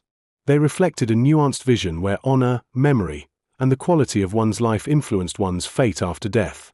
The underworld was a realm of justice, transformation, and continuity, reminding mortals of their place in the cosmic order and the enduring power of legacy. Welcome to the Sleepy Scribe. Your endless internet wandering has brought you here, and hopefully you can finally sleep to today's topic. Now, before we begin, comment where you are listening from, and how late it is where you are. It is very interesting to see how far and wide people come to find peace here. Lastly, if you enjoy these videos, please subscribe, it would be very appreciated. Now, let us begin. In the beginning, before thunder had a name and before the world had order, there was a sky without stars and a sea without waves, and from this primordial nothingness came chaos, an emptiness so vast it breathed. From chaos came Gaia, the earth, round and full of womb-like warmth, and Uranus, the sky, who stretched above her like a ceiling painted in pale blue silk. Together they birthed many children, mighty titans with eyes like molten bronze and spirits as wild as storms. But Uranus, afraid of their power, stuffed his children deep within Gaia's belly, burying them in the dark caverns of the earth where they groaned like shifting mountains. Gaia, groaning too, could bear it no longer. So with hands of stone and fury like a cracking earthquake, she crafted a sickle and whispered to her youngest son Cronos, who had a serpent's cunning and a lion's pride. Cronos took the sickle, and when Uranus came to lie upon Gaia again, Cronos struck with a howl like thunder. Blood fell into the sea, birthing furies, giants, and from the foam, a goddess called Aphrodite, lovely as moonlight on still water. Cronos freed his siblings, and they crowned him king, wrapping him in golden laurels and draping him in power. But power is a greedy thing, always looking over its shoulder. So when Gaia whispered of a prophecy that Cronos too would be undone by his child, he swore to escape fate's jaws. Each time Rhea, his sister and queen, bore a child, Cronos swallowed it whole. Hestia, Demeter, Hera, Hades, and Poseidon, all devoured before they could cry. His belly grew heavy with divinity, like a storm cloud full of lightning yet to strike. But Rhea, weary of birthing only to lose, hatched a plan when her sixth child stirred in her womb. She fled to the Isle of Crete, where sacred goats bleated in caves veiled in ivy and moss. There, beneath a stalactite sky, she birthed Zeus, a boy with eyes like the dawn and cries like rolling thunder. She swaddled him in soft cloth and gave Cronos a stone wrapped the same. The Titan king gulped it down without a second glance, as though fate could be fooled by such things. Meanwhile, little Zeus suckled on goat milk and was rocked by nymphs who sang lullabies in voices soft as breeze through pine. As he grew, the cave rang with laughter, and the world above remained unaware. In secret, he learned to wield power like a blade. He studied the cracks in the world and the movements of stars. His strength grew with the silence of an approaching storm. One day, when his beard first sprouted like moss upon stone and his voice echoed like a lion's roar, he descended from the cave, cloaked in destiny. He journeyed to Metis, the cleverest of all goddesses, whose thoughts flowed like rivers and pooled into deep wells of wisdom. She brewed him a potion made of mountain ash, honey, and bitter herbs, and together they returned to face Cronos. With a cup in hand and a voice like silver bells, Zeus offered the drink to his father, who, suspicious but vain, drank it in one long gulp. At once, Cronos heaved and groaned, and from his belly burst the gods he had swallowed, not dead but radiant, reborn like seeds from rich soil, Hestia with her calm flame, Demeter with grain in her hair, Hera with eyes like judgment, Hades with shadows clinging to his cloak, and Poseidon with oceans swirling in his veins. The children of Cronos stood together, taller than mountains, eyes burning with divine wrath. War thundered across the cosmos like a drumbeat. The Titans stood with Cronos atop Mount Arthries, wielding mountains and hurling fire. Zeus and his siblings took Mount Olympus, newly sacred, where clouds circled like hawks and winds howled songs of vengeance. For 10 years the battle raged, the Titanomachy, a war so fierce the earth cracked and the seas boiled. Lightning flashed like swordplay in the sky, and mountains split in two. Gaia, weary of bloodshed, whispered of a secret weapon buried deep in Tartarus. The Hecatoncheires, monstrous beings with 50 heads and 100 arms, and the Cyclopes, who forged thunder, lightning, and storms. Zeus descended into the black pit of Tartarus, where shadows clung to him like cobwebs and screams echoed like distant storms. He freed the prisoners, and in gratitude, they gifted him with thunderbolts forged from the bones of stars. Poseidon was given the trident that could stir the oceans into whirlpools of fury, and Hades received a helm of invisibility darker than moonless midnight. With these weapons, the Olympians returned to war. Zeus hurled bolts like meteors, blinding and brutal. Poseidon summoned waves high as mountains to crash upon Titan strongholds. Hades slipped unseen behind enemy lines, unraveling their plans like thread from a tunic. One by one, the Titans fell. Kronos stood last, tall and terrible, wielding the sickle that once unmade the sky. But Zeus, radiant and wrathful, struck him down with a bolt that split the heavens. The Titans were chained and thrown into Tartarus, guarded by the hecatonch Ares. Zeus, crowned with lightning and robed in storm clouds, rose as king. He divided the realms with his brothers. Poseidon took the sea, deep and ever-changing. Hades claimed the underworld, dark and silent. Zeus kept the sky, vast and thunderous. Olympus bloomed into a palace of marble and gold, where ambrosia flowed like wine and laughter danced through columns. But peace is a fleeting creature, quick to flee at the scent of pride. Zeus, though powerful, was not content to rule alone. His eyes wandered like comets, ever chasing beauty. And so began the great loves of Zeus, some tender as spring rain, others tragic as a dying star, all woven through time like golden thread through tapestry. Each love lit a new spark in the world, and each tale unfolded like a flower, both beautiful and thorned. And thus, the tale of Zeus's many hearts began. Now that the sky belonged to him and the thunder answered only his call, Zeus sat atop Olympus as king, his throne carved from cloudstone and streaked with veins of lightning, high above the world of mortals and gods. Yet for all the splendor and power swirling about him like a storm ready to strike, his heart wandered restlessly, a stallion unbroken, galloping after beauty wherever it flickered. His first true longing was not for conquest but companionship, and it led him to Metis, the goddess of wisdom, whose thoughts curled like ivy and whose voice rippled like the hush before revelation. She was not the kind to fall easily. Her mind saw through flattery like clear water sees the stones beneath. Yet Zeus, ever cunning, ever relentless, pursued her across land and sea, shifting into creatures and cloud, whispering promises like songs on the wind. Eventually, she relented, moved not by charm but by the threads of fate she herself could see. From their union came a prophecy, spoken in a voice that trembled the roots of Olympus. The child born of Metis would be greater than its father. Zeus, struck by the same fear that once haunted Kronos, acted not with rage but with a quiet terror masked in calculated calm. When Metis next lay beside him, he opened his mouth and swallowed her whole, wisdom and all, just as Kronos had swallowed his own children. But Zeus was not Kronos, and fate had grown cleverer still. From within him, Metis remained alive, whispering thoughts like soft winds behind his eyes, shaping his decisions, refining his rule. Time passed, and one day Zeus was struck by a pain in his head so sharp it rang like a chime through Olympus. He bellowed, and gods gathered, uncertain. Hephaestus, the smith god with hands burned by forge and fate, lifted his hammer and struck his father's skull. From the split sprang Athena, fully grown, clad in armor that shone like morning dew on steel, eyes wide with the calm fury of battle, wisdom dancing in her gaze. She stepped forth not as a babe but as a warrior, and the gods were struck dumb by the beauty and power of her birth. Zeus, now both father and cradle, welcomed her with pride, for she posed no threat to his throne, only balance to his rule. But though wisdom now dwelled within him, Zeus's heart still wandered like a river seeking the sea. His eyes next fell upon the Mys, the titan of divine law, who walked like twilight and spoke like justice itself. With her, he fathered the Houri, goddesses of the seasons, who spun the year with hands soft as falling leaves, and the Moirai, the Fates, who measured mortal lives with golden thread and shears sharp as silence.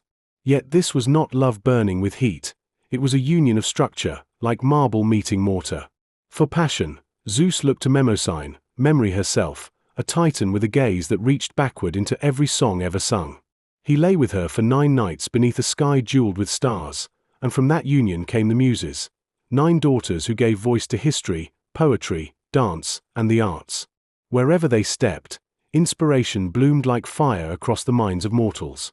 Still, none of these loves captured Zeus fully, not in the way his next would. For he turned to Hera, his sister, regal and unwavering, with eyes like polished stone and a stare that weighed the soul. She resisted him with a fury that sang like a blade drawn in moonlight. Zeus, never one to be refused, transformed himself into a cuckoo bird, feigning weakness, wings dampened by rain. Hera, moved by pity, cradled the shivering creature to her breast. In that moment, he returned to his true form, and in awe and fury, she agreed to marry him, binding the sky to the hearth. Their wedding was grander than any the world had ever known. All gods and creatures came to Olympus, where nectar flowed in rivers and laughter echoed like wind through trees. Gaia herself gifted them a tree of golden apples, tended in the garden of the Hesperides. But if their love was a fire, it was one constantly fanned by wind and choked by smoke. Hera, queen of the gods, fierce in loyalty and iron in jealousy, would not tolerate betrayal, and Zeus, for all his thunder, strayed again and again.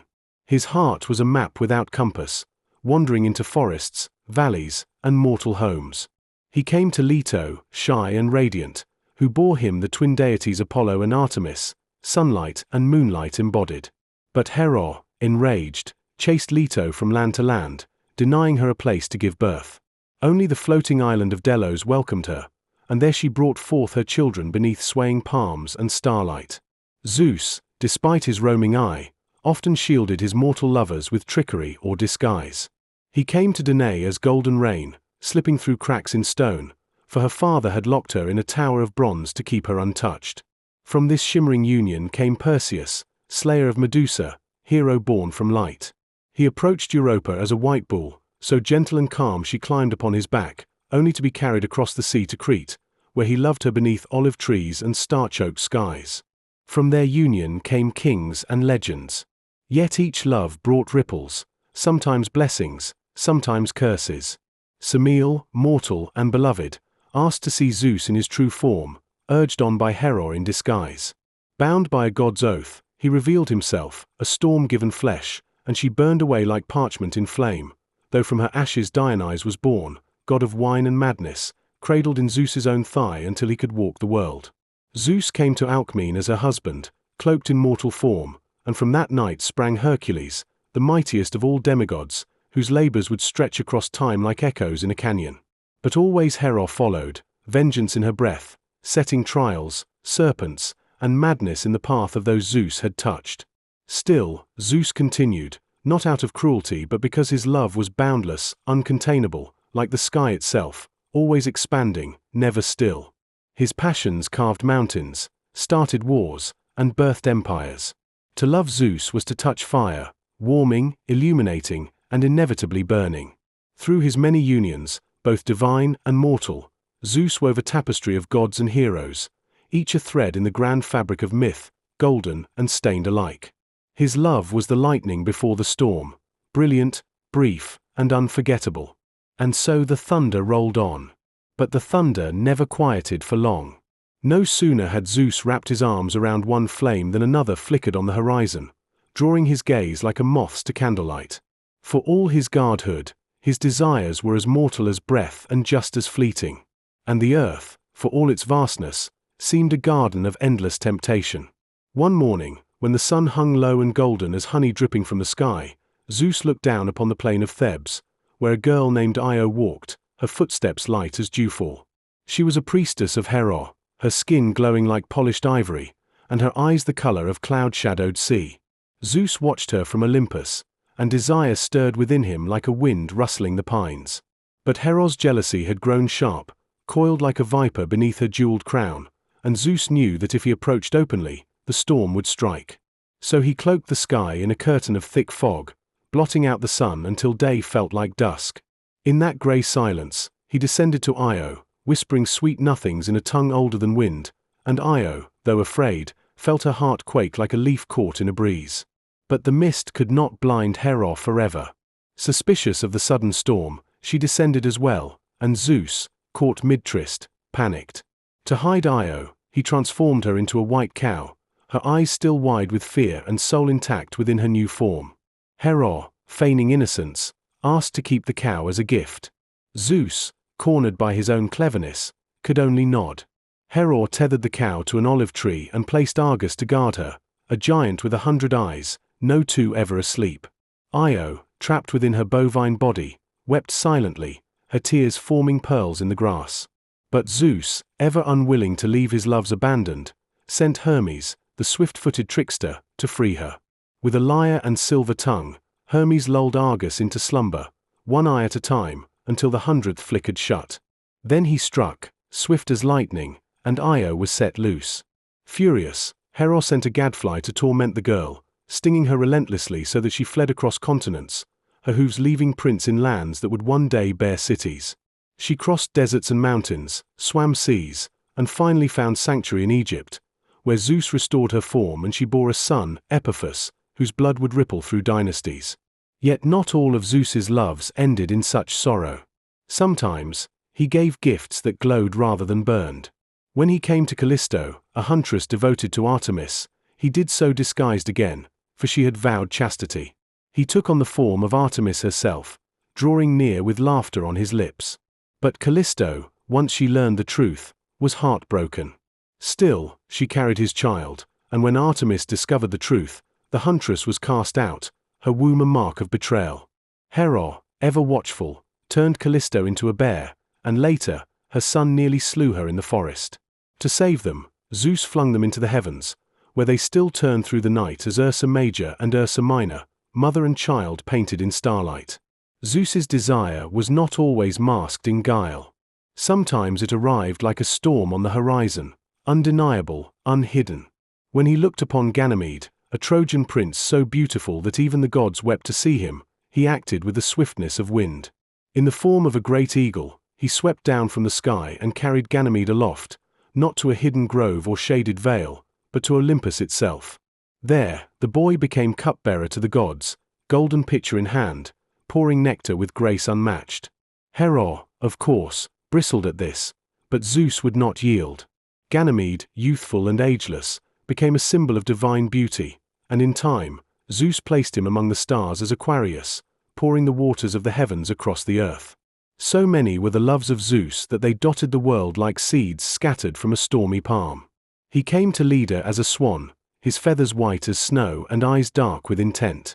Beneath the whispering willows beside a still lake, their union produced eggs from which hatched Helen, whose beauty would one day set 1,000 ships to sail, and Clytemnestra, as sharp as any dagger drawn in the dark. With Nemesis, the goddess of retribution, Zeus's desire turned to pursuit. She fled him across sky and sea, through the form of a fish, a goose, and even a lioness. But he matched her shape for shape, until finally she too bore a child, Helen, again, in some tellings, for myths shift like smoke when touched. And with Europa, his heart softened once more. She played by the sea, gathering flowers in her hem, when Zeus, as the gentle white bull, knelt before her. Entranced by his calm nature and beauty, she climbed upon his back. He rose, then ran, into the waves, across the wine-dark sea to Crete, where he loved her beneath cypress trees and promised her stars and kingdoms. Their children would rule mighty lands, and Europa's name would echo forever across maps and myths alike. But not all hearts Zeus touched were his out of desire. Sometimes it was necessity, or fate's strange weaving. When he came to Persephone, it was not as a lover, but as a father-in-law. He permitted Hades, his brother cloaked in night, to take her as bride, though Demeter wept and the earth grew barren. His decision rippled through the world, shaping seasons and sorrow. And when mortals grew proud, too proud, building towers and cities and daring to rival the gods, Zeus would strike, not with passion, but with judgment. The flood sent upon Deucalion's age, the lightning that shattered the boast of Salmoneus, the punishment of Lycaon who dared feed human flesh to a god, all were done with hands that had once cradled lovers. For Zeus, in the end, was a god not only of desire, but of balance, of law in the guise of chaos. His loves were comets streaking through the dark, brilliant, burning, and gone too soon, but their echoes rang forever, in stars, in names, in the rise and fall of nations. Each heart he touched changed the world a little more, like drops of rain carving stone over time. And above it all, he watched, the sky his cloak, the thunder his voice, forever loving, forever judging, forever Zeus. But even the wide heavens could not hold the fullness of Zeus's passions, for they spilled over like a goblet brimming too high with nectar, each drop tumbling into the mortal world and birthing myths that clung to time like ivy to marble. His love came not just as golden rain or whispering wind, but as dreams, as beasts, as flame disguised in tenderness. Each tale stitched itself into the grand tapestry of life below Olympus, and each lover carried the spark of godhood, whether blessing or burden. There was Antiope, daughter of Nycteus, whose beauty seemed carved from moonlight. She lived in the valley where the grass grew as soft as velvet and the rivers hummed lullabies to the stones. Zeus came to her as a satyr, mischievous and wild, dancing through the trees with eyes that gleamed like secrets. From their meeting sprang twin sons, Amphion and Zethus, one with a soul of music and the other with the strength of mountains. Abandoned and scorned, Antiope wandered in shame until her sons grew to manhood and avenged her, building the walls of Thebes with music and might, the sound of Amphion's lyre making stones leap into place like trained hounds. And then came Aegina, daughter of the river god Asopus, who shone like a pearl against the muddy banks. Zeus took her away in the form of an eagle, his wings slicing through clouds like blades through silk, carrying her to a solitary island that would one day bear her name. There, amid olive trees and whispering winds, she bore him Aeacus, a just and wise king who would sit as judge in the underworld, deciding the fate of souls like a gardener choosing which flowers to tend. Yet Heros' wrath followed like a shadow on the sun. Enraged by Zeus's latest dalliance, she struck the island with plague, its people falling like petals in drought. Zeus, moved by grief, turned ants into men, myrmidons, loyal and tireless, born from earth itself. From them would descend Achilles, swift and doomed, a storm in mortal form. So too did Zeus cross paths with Niobe, though not as a lover but through legacy. She was daughter of Tantalus, mother of many, and wife to Amphion. She mocked Leto, proud mother of only two, forgetting that those two were Apollo and Artemis. In her pride, she cursed herself, for Leto's children struck down Niobe's brood one by one, arrows flying like falling stars. Niobe fled to Mount Sipylus, where her weeping turned her to stone, a cliff that still cries to this day, tears seeping through rock like memories too stubborn to fade. Another thread in the gods' tangled web was Semele, daughter of Cadmus, princess of Thebes, whose beauty bloomed like the first rose of spring. Zeus loved her deeply, not just with fleeting lust but with a gentleness rare in him. He visited her in secret, cloaking himself in shadow and warmth. But Hera, clever as ever, came to Semele in disguise, whispering venom sweetly, "If he is truly Zeus, let him show you his divine form." Driven by doubt, Semele asked, and bound by a god's vow, Zeus revealed himself. The lightning that danced across his skin, the thunder in his breath, the blinding fire of divinity, it all consumed her instantly, leaving only ashes and a flickering heartbeat. But inside her burned a godchild, and Zeus, in grief and wonder, plucked him from her womb and sewed him into his own thigh. In time, Dionysus emerged, god of wine, madness, and ecstatic rebirth, always laughing, always dancing on the edge of reason. And still, the god's hunger for beauty was not sated. When he beheld Alcmene, wife of Amphitryon and descendant of Perseus, his heart stirred once more. To approach her, Zeus disguised himself as her husband, returning home from war. He lengthened the night, stretching it into three, weaving dreams and love into a tapestry so flawless even Alcmene did not suspect. From this union came Heracles, the strongest of mortals, fated for torment and triumph. Hera, furious once more, sent serpents to his cradle, but the infant strangled them with chubby fists, a foreshadowing of his mythic strength. His life would be forged in fire and labor, a saga carved across the world. Yet not all of Zeus's conquests were cloaked in deceit or storms. With Dione, a lesser goddess whose grace shimmered like silk in sunlight, he fathered Aphrodite in some tellings, though others say she rose from sea foam. Still, her presence among the gods felt like the aftermath of a great storm, calm, radiant, and stirring hearts to chaos. She carried beauty like a blade, and even Zeus, who fathered her in form or fate, stood humbled before her gaze. Then there was Electra, one of the Pleiades, stars who danced in the heavens. With her, Zeus sired Dardanus, ancestor of the Trojans. Their union did not burn with the fury of forbidden passion but glowed gently, like stars reflecting on a midnight lake. And so the sky churned endlessly above the mortal realm, for though Zeus ruled from his throne wrapped in cloud and marble, his gaze seldom lingered in one place. Like a river swollen with spring melt, his affections surged and twisted, seeking new channels, carving myths into the earth and bloodlines into time itself. The wind that blew through Olympus often whispered names, each one attached to a story half told, a heart half broken, a fate half blessed. And among these names, few were as drenched in sorrow and prophecy as that of Leto. Leto, soft-spoken and dust-colored, moved with the grace of evening shadows and the quiet knowledge of old secrets. She was one of the Titanides, born of Coeus and Phoebe, older than many gods yet gentler than most. When Zeus cast his gaze upon her, it was not with the ravenous hunger he had shown others, but with the longing of the wind for silence. Their union was one of still water and glimmering stars, quiet but deep. But when Hera learned of Leto's swelling belly, her rage was like wildfire let loose upon a dry plain. She forbade every land and island from giving Leto refuge, and so the expectant mother wandered the earth, her feet blistered, her heart heavy, her belly aching with the weight of unborn gods. She roamed across valleys and hills, her eyes ever pleading, but the earth shuddered beneath her and the waters turned their backs. No place would welcome the woman Zeus had touched. At last, the floating island of Delos, unanchored and adrift like a leaf on the sea, welcomed her. There, with no roof but the sky and no midwife but the breeze, Leto gave birth to Artemis beneath a palm tree, her cries mingling with the lapping of gentle waves. The pain had not passed before she turned and bore another, Apollo, golden as dawn, who would one day carry the sun itself upon his back. The twin deities, divine from their first breath, stood protectively beside their mother as the stars blinked approval above. But Hera's wrath never slept. She sent Python, a serpent so vast its scales were valleys, to hound Leto. The creature slithered after her with venom dripping from its fangs like black rain, but Apollo, barely days old, rose with bow in hand, his arrows sharp as starlight. He chased the beast to the slopes of Mount Parnassus and slew it in a blaze of golden fury, his music and war intertwined. Thus, the oracle of Delphi was claimed, and from that mountain, Apollo's voice would guide kings and beggars alike for centuries to come. Yet while Leto's tale was one of quiet strength and redemption, others were written in fire and stone, in betrayal and broken bones.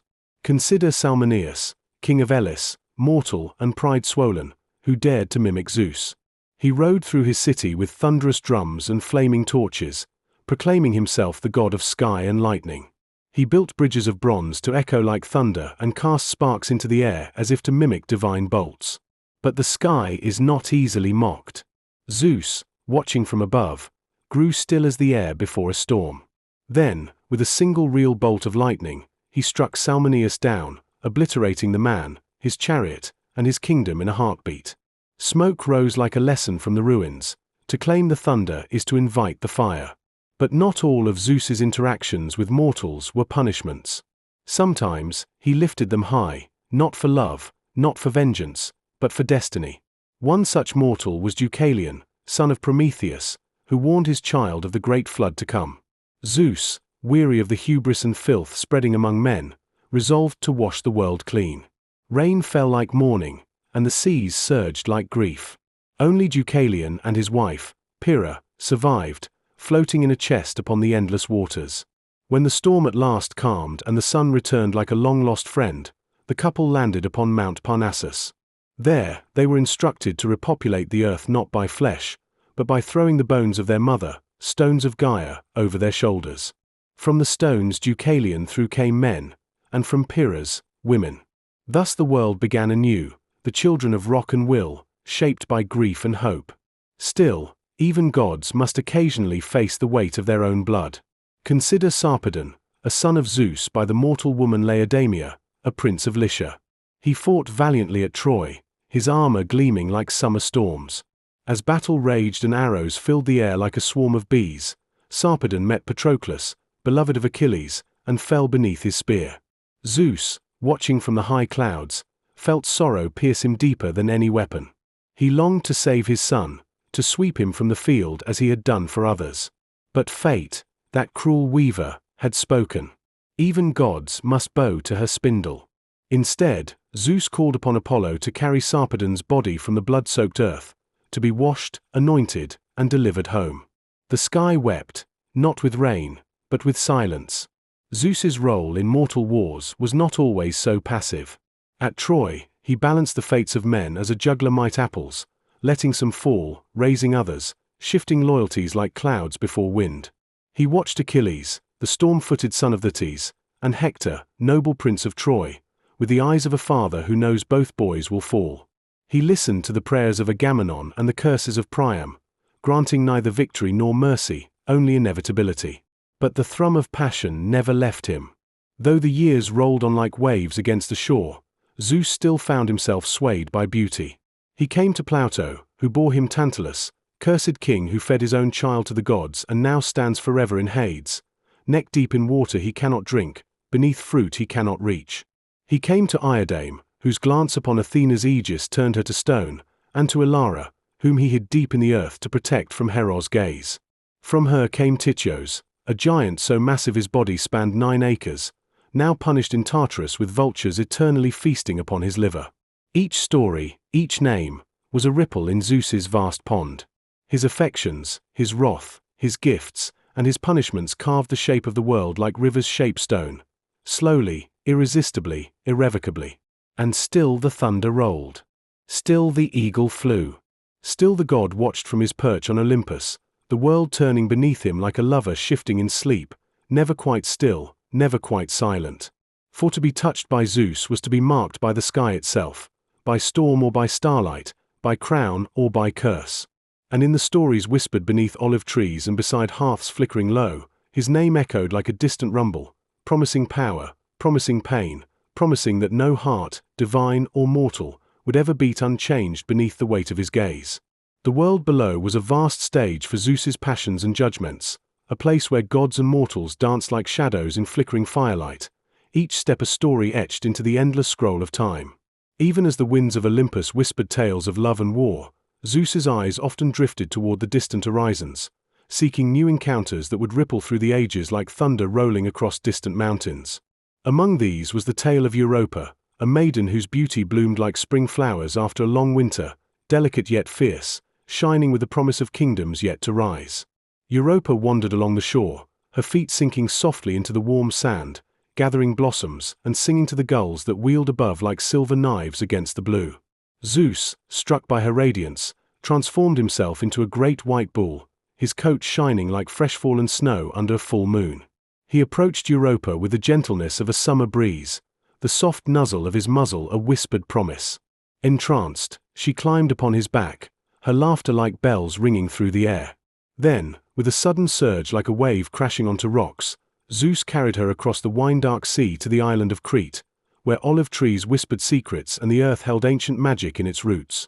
There, Europa bore him sons destined to rule lands and found myths that would echo in the voices of kings and poets. But such stories were rarely free of turmoil. Heros' wrath simmered like a dark cloud, ever threatening to burst. Zeus's love for Io, a priestess with eyes like the tempest sea, brought both joy and sorrow. When Heros' jealousy drove Zeus to transform Io into a white heifer, the poor girl wandered the earth, tormented by a gadfly that stung her unceasingly, her sorrow marking rivers and mountains with tears turned to streams and lakes.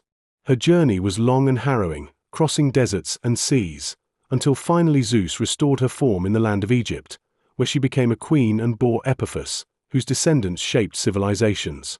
And then there was Ganymede, the Trojan prince whose beauty rivaled that of any god or mortal. Zeus, captivated beyond measure, descended as an eagle with wings spanning the sky, snatching Ganymede away to Olympus. There, the youth became cupbearer to the gods, serving nectar with grace and becoming immortal, his image immortalized among the stars as Aquarius, pouring waters that bless the earth. In these loves, Zeus revealed not only the fire of desire but the shadow of consequence. The children born from his unions, heroes, kings, gods, carried his blood and his burden, their fates intertwined with the whims of the divine. Some, like Heracles, would rise through trials of fire and shadow, while others, like Dionysus, would bring both joy and madness to the world. Yet amidst all the passion and power, Zeus's heart was also a seat of law and order. With the Mys, the embodiment of divine justice, he fathered the Horai, the keepers of seasons and natural order, and the Moirai, the fates who spun, measured, and cut the thread of mortal lives. These daughters reminded Zeus that even gods must bow to the eternal flow of destiny and balance. From his throne wrapped in clouds, Zeus watched the world turn, his thunder rolling across the sky like a reminder of his presence, sometimes gentle as rain upon thirsty earth, sometimes fierce as lightning splitting ancient oaks. His story was one of endless motion, like the ceaseless dance of stars in the night, a tapestry woven of love, power, wrath, and mercy. And as the world slept beneath the watchful gaze of the gods, the name Zeus echoed softly through dreams, a lullaby of thunder promising that the storm was never far away. Zeus's realm was not only of passion and decree but also of transformation and disguise, For the king of gods knew that to win the heart of those he desired, he must sometimes weave himself into shapes and shadows as fluid as the clouds around his throne. This art of shifting was a dance of gods, a game played beneath moonlight and whispered winds, where form and essence mingled like colors bleeding on a painter's canvas. One of the most famous of these tales was the story of Danae, a princess locked away by her father in a bronze tower, as impenetrable and cold as winter's heart. King Acrisius had heard a prophecy that his daughter's son would bring his downfall, so he tried to cage fate itself in stone and iron. But Zeus, relentless as the tide, found a way through. He came to Danae not as a roaring god, but as a shower of golden rain, gentle and warm, spilling through the cracks and pooling softly at her feet. From this miraculous embrace, Perseus was born, a hero whose destiny would be etched in legends of valor and cunning. Perseus grew under the shadow of prophecy, a child born of light and storm, destined to slay the Gorgon Medusa and rescue Andromeda from the jaws of sea monsters. His birth was a reminder that even the strongest walls cannot hold back the will of the gods. Another tale wove itself through the olive groves and rocky hills of Crete, where Europa's sons would rise to power. Zeus's love for Europa was one of both tenderness and boldness, carried across the sea on the back of a white bull, whose strength was matched only by his gentle grace. Europa's children, including Minos, would shape the course of kingdoms, judges of gods and men, weaving laws and legends alike. Yet Zeus's heart was a restless flame, flickering toward many who stirred the world's breath. He came to Alcmene disguised as her husband Amphitryon, stretching a single night into 3 to kindle a love that bore Heracles, the strongest of mortals and the god-touched hero whose labors would echo through eternity. Heracles' life was a tapestry of trials and triumphs, pain and glory, woven tightly with threads of Zeus's blood and Hera's relentless wrath. The queen of gods, fierce in jealousy, sent serpents to the infant's cradle and storms to shadow his path, yet Heracles' strength and courage blazed like the sun itself, defying even divine ire. In the realm of the nymphs, Zeus's passions took yet more forms. He wooed Callisto, a devoted huntress of Artemis, under false guise, and from their union came a child marked by both love and tragedy. Hera's vengeance turned Callisto into a bear, a creature of wild forests and moonlit nights, and her son nearly killed her in unknowing rage. Zeus, moved by sorrow, placed them among the stars as Ursa Major and Ursa Minor, immortalizing their story in the night sky where their forms dance forever in celestial embrace. These stories of love, disguise, and transformation were threads in the vast tapestry of Zeus's life, each a ripple in the pond of time, each a spark in the ever-burning fire of myth. Through them, Zeus showed himself as not just a god of thunder and power, but as a being shaped by desire and cunning, by tenderness and ruthlessness, by the endless dance of light and shadow that defines all existence. The world, beneath his watchful eye, breathed with these stories, each one a testament to the complex heart of the king of gods, whose loves shaped the fates of gods and mortals alike, whose thunder still echoed in the quiet moments before sleep, promising that beneath every dream, the storm was waiting. Zeus's reach extended far beyond the gilded halls of Olympus, weaving through the mortal world like the restless wind that bends the tallest oaks and ripples the deepest lakes. His loves were not confined to goddesses or princesses alone. Sometimes his desire kindled in the hearts of nymphs, creatures born of streams, forests, and mountains, each embodying a fragment of the natural world, fleeting and eternal as the dawn. One such nymph was Callisto, whose beauty was as radiant as the first light filtering through leaves, and whose loyalty to Artemis was as fierce as the winter's bite. Zeus, ever the shapeshifter, approached her under the guise of Artemis herself, laughter in his voice and the scent of pine in his breath. Callisto, deceived and enchanted, surrendered to the god's embrace, and from their union was born Arcas, a child destined to walk between worlds, carrying the blood of both mortal and divine. Hera's fury was swift and merciless. In a jealous rage, she transformed Callisto into a bear, casting her into the wilds where she roamed beneath the silver gaze of the moon. Yet even in this cruel punishment, Zeus's compassion found a way.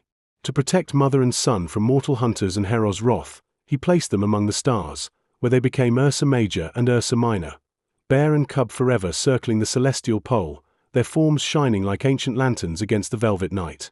Zeus's loves were often tangled with fate's sharp edges, where joy and sorrow blended like storm clouds on the horizon. Take the story of Semele, a mortal woman whose beauty and spirit drew Zeus's gaze like a moth to flame. Their love was tender and secret, wrapped in the softness of night and whispered promises. But Hera, ever vigilant, disguised herself and planted seeds of doubt in Semele's heart, urging her to demand proof of Zeus's divinity. Bound by his sacred word, Zeus revealed his true form, lightning and thunder made flesh, and Semele was consumed in the brilliance, her mortal frame unable to withstand the god's power. Yet from the ashes of her death rose Dionysus, the god of wine, madness, and rebirth, carried in Zeus's thigh until the time was ripe for birth.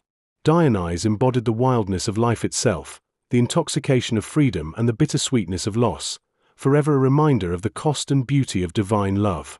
In the mortal realm, Zeus's children walked paths marked by both glory and hardship. Heracles, born of Zeus and the mortal Alcmene, was a titan among men, his strength unmatched and his labors legendary. Yet Heros' jealousy shadowed his every step, sending serpents to his cradle and madness to his mind, challenges that forged him into a hero whose story would echo through the ages. With Leda, Zeus took the form of a swan, feathers soft as snowfall, and seduced her beneath the shade of whispering willows. From their union came Helen, whose beauty would ignite the fires of the Trojan War, and Clytemnestra, a queen whose fate was woven with betrayal and blood. Zeus's loves often bore the seeds of both creation and destruction, a duality that mirrored the sky itself, nurturing rains followed by storms, gentle breezes preceding thunderclaps. He was a god whose heart beat to the rhythm of the world's endless cycles, a force both tender and terrible. Through all his many loves and legacies, Zeus remained the unyielding king of gods and men, his thunder a voice that could comfort or command, his lightning a touch that could bless or burn.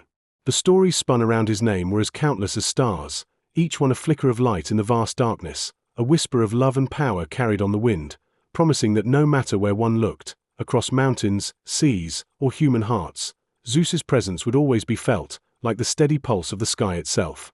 Zeus's love stories wove through the tapestry of the mortal and divine alike, but not all his affections were sweet or simple. Some burned with the fierce fire of tragedy, their flames casting long shadows that stretched across generations. One such tale is that of Io, whose fate was bound tightly to the whims of gods and the jealous ire of Hera. Io, a priestess of Hera, was as radiant as moonlight upon a still lake, her presence gentle yet undeniable. Zeus, captivated by her beauty and grace, sought her favor beneath the shroud of clouds and storms, for Hera's watchful eyes could not be fooled. Yet even the might of Zeus was no shield against the queen's wrath. When Hera discovered their secret, she transformed Io into a white heifer, her eyes wide with fear yet still holding the flicker of the woman within. Hera appointed Argus, a giant with 100 ever-watchful eyes, to guard the transformed Io, ensuring that no mortal or god might deliver her from her prison. But Zeus, unwilling to abandon his love, sent Hermes, the cunning messenger, to free Io. With melodies soft as whispers and trickery sharp as a serpent's tooth, Hermes lulled Argus to sleep, one eye at a time, until all were closed. Then, with swift hands, he freed Io, setting her upon a path of wandering that would stretch across continents and seas. Yet Hera's vengeance was unrelenting. She sent a gadfly to torment Io, its stings biting like fire and driving her onward in a desperate flight across deserts and mountains. Io's journey was one of endurance and sorrow, her footsteps marking rivers and lands that would later carry her name. Finally, in the distant land of Egypt, Zeus restored her to her true form, and from their union was born Epiphus, a son destined to link mortal kingdoms with divine bloodlines. The story of Io was a river of pain and hope, flowing endlessly through myth, a reminder that love with Zeus was as often a tempest as a lullaby. And yet, amidst such trials, Zeus's love could also birth heroes and legends. Take the tale of Perseus, son of Danae, whose very birth was a miracle woven from golden rain and fate. Locked away by her father to thwart prophecy, Danae could not escape Zeus's embrace, which came gently, shimmering like liquid sunlight. Perseus grew to be a hero of unmatched courage, wielding gifts from gods and triumphing over monsters, his name forever carved into the stones of legend. His story was one of hope sprung from captivity, light breaking through iron bars, a testament to the will of the gods and the resilience of mortals. Zeus's loves were many and varied, nymphs, princesses, goddesses, and mortals all caught in the weaving of his desires. From Callisto, transformed and immortalized among the stars, to Semele, whose fiery death gave birth to the god of wine and madness. From Ganymede, carried to Olympus to serve among the gods, to Europa, whose voyage on the back of the white bull changed the fate of kingdoms. Each tale shimmered with the complex hues of passion, power, loss, and transformation. The thunder of Zeus's heart echoed not only in storms but in the very pulse of the world. His loves shaped mountains and rivers, kings and heroes, weaving an endless saga where the divine and mortal intertwined like roots beneath the earth. And as night falls and stars kindle the sky, the stories of Zeus's life and loves drift softly into dreams, a lullaby of thunder and light promising that the storm, with all its fury and grace, is never far away. Among the countless tales woven around Zeus's life, none captured the intricate dance of love, power, and consequence better than his union with Hera, the queen of the gods herself, a love forged in tempest and tenderness, rivalry and respect. Their story was like the meeting of two mighty rivers, each carving its path through the earth, merging sometimes in raging torrents, other times flowing side by side with steady strength. Hera, born of Titans Cronus and Rhea, was as radiant as the dawn and as fierce as the noonday sun. She was goddess of marriage and family, protector of women and children, yet also a figure marked by pride and a relentless sense of justice. When Zeus sought her hand, it was a union not just of passion but of power, a joining of two forces destined to rule Olympus's heights. But their marriage was far from serene. Zeus's countless infidelities cast shadows over their union like thunderclouds blotting the sky, and Hera's jealousy flared like wildfire, igniting struggles that rippled through the divine and mortal worlds alike. She was both wife and adversary, guardian and tormentor, her love intertwined with anger as tightly as ivy wraps around ancient stone. Together, they bore children who embodied the breadth of the cosmos: Ars, god of war, whose fierce heart beat with the drums of battle and whose rage was a storm breaking upon the battlefield; Hebe, goddess of youth, who poured nectar to sustain the gods' eternal vigor, a symbol of renewal and grace; and Hephaestus, master of fire and forge, whose hammer shaped the weapons and wonders of Olympus, though his own story was marked by rejection and resilience. Their children were reflections of the complex nature of their parents' bond, powerful, flawed, and deeply human in their struggles and strengths. Hera's wrath against Zeus's lovers and illegitimate children was legendary. She pursued them with relentless fury, weaving curses and hardships that tested their very souls. But her actions, though cruel, were rooted in a fierce protectiveness and a wounded heart, the eternal conflict between love and betrayal playing out in immortal drama. Zeus himself was not immune to the challenges of this marriage. Zeus, the mighty ruler of Olympus, was a god whose presence stretched across the heavens like a storm gathering strength, immense, unpredictable, and alive with raw power.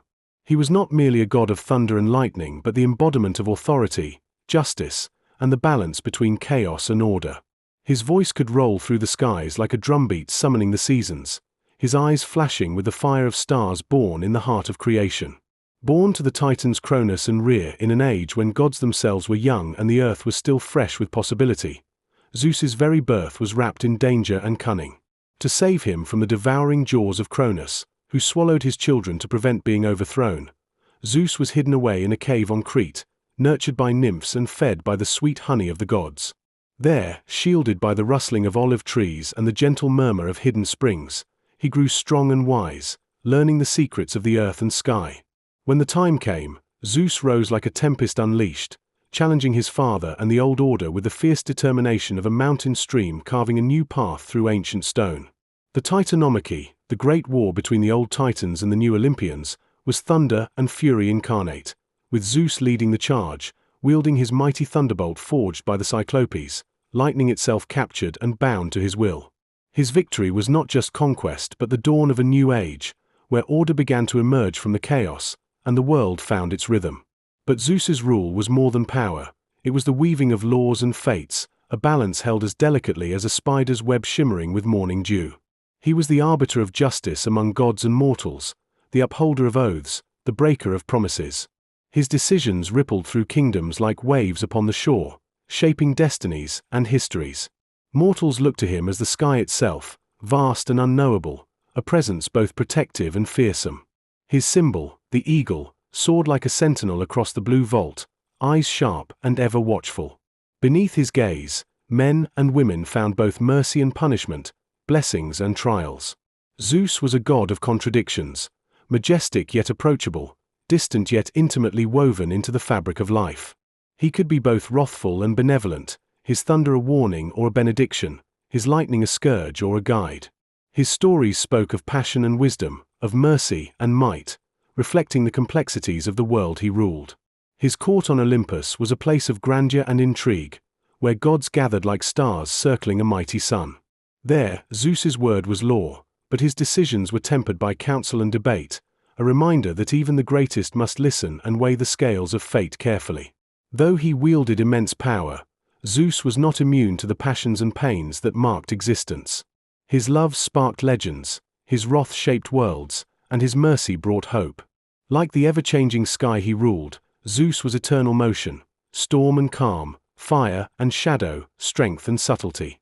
In every flash of lightning and roll of thunder, in every oath sworn beneath the open heavens, his presence was felt, a god forever entwined with the breath of the earth and the pulse of the skies, a king whose story was written not just in myth but in the very heartbeats of the world.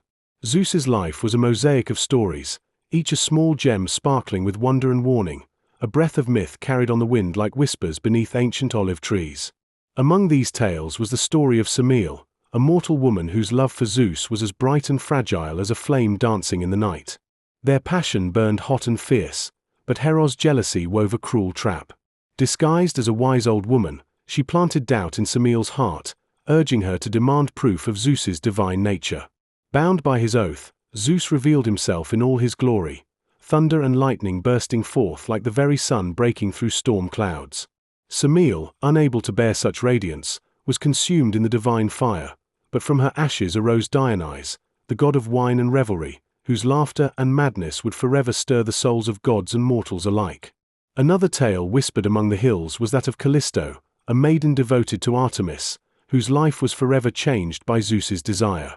Taking the form of the huntress herself, Zeus seduced Callisto, and from their union came a child. Hera, burning with wrath, transformed Callisto into a bear, forcing her into the wilds.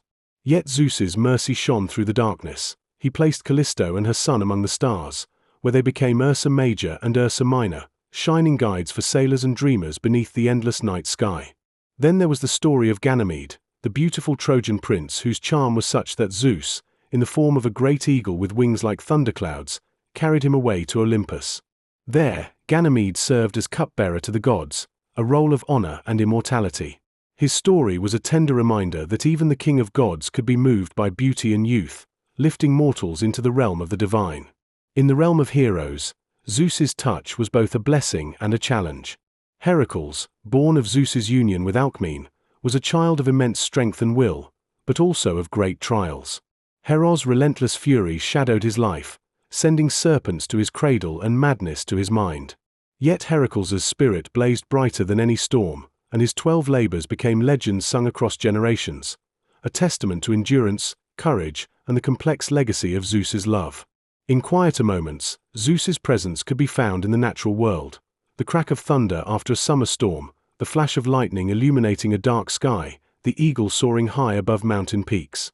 His voice was the breath of the wind through ancient forests, the rumble beneath the earth when it shifts and trembles. Through every story, every whisper of myth, Zeus remained the eternal force, the god whose life and loves shaped the heavens and the earth alike, whose thunder echoed like a lullaby promising that beneath every storm, there was a story waiting to be told. There was once the tale of Asclepius, a mortal blessed with the healing touch of the gods, whose story was closely entwined with Zeus's will and mercy. Asclepius was born to the mortal woman Coronis and Apollo, yet it was Zeus who watched over his fate like a careful gardener tending a fragile bloom. Asclepius grew to master the art of medicine, healing wounds that would have been death sentences, bringing hope where despair had taken root. His skill grew so great that whispers spread among mortals and immortals alike, that he could even raise the dead from their slumber. This power, though miraculous, stirred unease in the heart of Hades, lord of the underworld, for the balance between life and death was a delicate thread that even gods must respect. When Asclepius defied this boundary, Zeus's thunderous judgment came swift and absolute. With a bolt of lightning sharp as fate itself, Zeus struck down the healer, reminding all that even the gods upheld laws that bound both mortals and immortals. Yet, in his mercy, Zeus later placed Asclepius among the stars as a constellation, a shining healer guiding those who seek cure and comfort. Another story carried on the winds was that of the eagle, Zeus's sacred bird, whose loyalty and might were unmatched in all of Olympus. It was said that once Zeus sent his eagle to retrieve the golden apples of the Hesperides, guarded by nymphs at the edge of the world, a quest filled with peril and wonder. The eagle's flight was like a bolt of pure light across the sky, swift and sure, embodying the spirit of the king of gods. Wherever the eagle soared, its shadow was a promise of Zeus's watchful eye and unyielding power. In the shadowed woods, the tale of Amalthea spoke of a nurturing goat who fed the infant Zeus with her milk, her horns shimmering like silver in the night. When Zeus grew to power, he honored her by transforming her horn into the cornucopia, the horn of plenty, symbolizing abundance and the blessings the gods could bestow. This gift, spilling with fruit and grain, became a symbol of nourishment and generosity, a reminder that even in thunder and storm, there was kindness and care. Zeus's stories also wove through the fates of mortals like Lycaon, king of Arcadia, whose hubris and cruelty drew the gods' wrath like a lightning bolt seeking its mark. Lycaon, who dared to test Zeus by serving him a meal of human flesh, was transformed into a wolf, a creature torn between man and beast, forever howling at the moon as punishment and warning. Through such tales, Zeus's power was made clear, to uphold justice and remind mortals that no transgression went unseen or unpunished. These stories, small yet shimmering with divine light, were the threads of the vast tapestry of Zeus's life, each one a spark in the endless storm, a ripple in the sky's eternal dance. They whispered through olive groves, echoed over mountaintops, and settled softly in the dreams of those who listened, carrying the eternal promise that the King of Gods was ever near, his thunder a lullaby and his lightning a guide. There was the tale of Prometheus, the titan who dared to steal fire from the gods and gift it to mankind, a story woven deeply into Zeus's reign and the fragile balance between punishment and progress. Prometheus, whose name means forethought, was wise beyond his kind, seeing the spark of potential flickering in humanity's eyes and yearning to kindle it into a flame. Against Zeus's stern decree, he plucked fire from the glowing hearth of Olympus and brought it down to earth, a gift wrapped in warmth and danger alike. The fire was a beacon of hope, a flame that would light the darkness of ignorance and empower mortals to craft tools, build civilizations, and dream beyond survival. But Zeus's anger thundered like a storm unleashed. To punish Prometheus and warn mankind of the price of defiance, Zeus bound the Titan to a desolate cliff, where each day an eagle, Zeus's sacred messenger, would feast upon his liver, only for it to grow back with the endless resilience of suffering and time. This eternal torment was a grim reminder that divine laws were not to be broken lightly. Yet, even in punishment, there was a shadow of respect. Prometheus's sacrifice was a catalyst for human advancement, a symbol of defiance and hope etched forever into the mythic landscape. Another quiet yet powerful story was that of the Mys, the titan of divine law and order, who stood as Zeus's counselor and balance. Together, they wove the threads of justice that held the cosmos in harmony. Themis's daughters, the Moirai or Fates, spun the threads of mortal lives, measuring and cutting them with impartial hands. Even Zeus, mighty king of gods, bowed to their decrees, reminding all that some powers transcended even the thunderbolt's reach. In the realm of mortals, Zeus's judgments often came wrapped in riddles and omens, subtle as the shifting winds and as clear as lightning splitting the night. The story of King Midas, granted the golden touch by Dionysus but cursed for his greed, was shaped by Zeus's sense of balance, rewarding excess only to reveal its folly. Through such tales, mortals learned that divine favor was a gift to be cherished and wisdom a treasure beyond gold. And then there was the legend of Europa's sons, whose lineages shaped kingdoms and histories. Minos, Rhadamanthus, and Sarpedon, born of Zeus's union with Europa, became judges of the dead and rulers of men, embodying the blend of mortal duty and divine authority. Their stories traced the threads of law, honor, and fate, showing how Zeus's blood flowed not only in the veins of gods but also in the heartbeats of kings and heroes. Zeus's dominion was vast, his stories countless, each one a star in the dark tapestry of myth. He was thunder and shadow, light and storm, king and lover, judge and father, a god whose life echoed through time like the eternal pulse of the sky itself. And in every whisper of wind, every flash of lightning, every rumble of distant thunder, his presence remained, an unending story told beneath the stars, a lullaby of power and mystery that cradled the world to sleep. In the quiet moments between storms, when the world seemed to hold its breath beneath the vast, starlit sky, Zeus's presence was felt in stories of mercy and protection that softened his thunderous image like morning light spilling over a rugged mountain peak. One such tale was that of Leda, queen of Sparta, whose beauty was likened to the soft glow of the moon reflecting on still waters. Zeus, captivated by her grace, transformed into a magnificent swan, feathers gleaming like freshly fallen snow, and approached her with a gentleness that belied his immense power. From their union came children destined to shape history: Helen, whose beauty would ignite the flames of the Trojan War, and Clytemnestra, whose life would weave tragedy and betrayal into the fabric of myth. This story was a delicate dance of light and shadow, where love and fate intertwined like ivy around ancient stone, a reminder that even gods moved with subtlety amid the storm. Another whisper of Zeus's softer side was found in the tale of the seasons, born from his union with the goddess Demeter, keeper of the earth's bounty. Their daughter Persephone's descent into the underworld cast a shadow of grief over Demeter, who caused the earth to wither and lie barren like a silent, frozen lake. Yet Zeus, balancing sorrow and duty, brokered a compromise, allowing Persephone to return for part of the year, restoring life and growth to the land.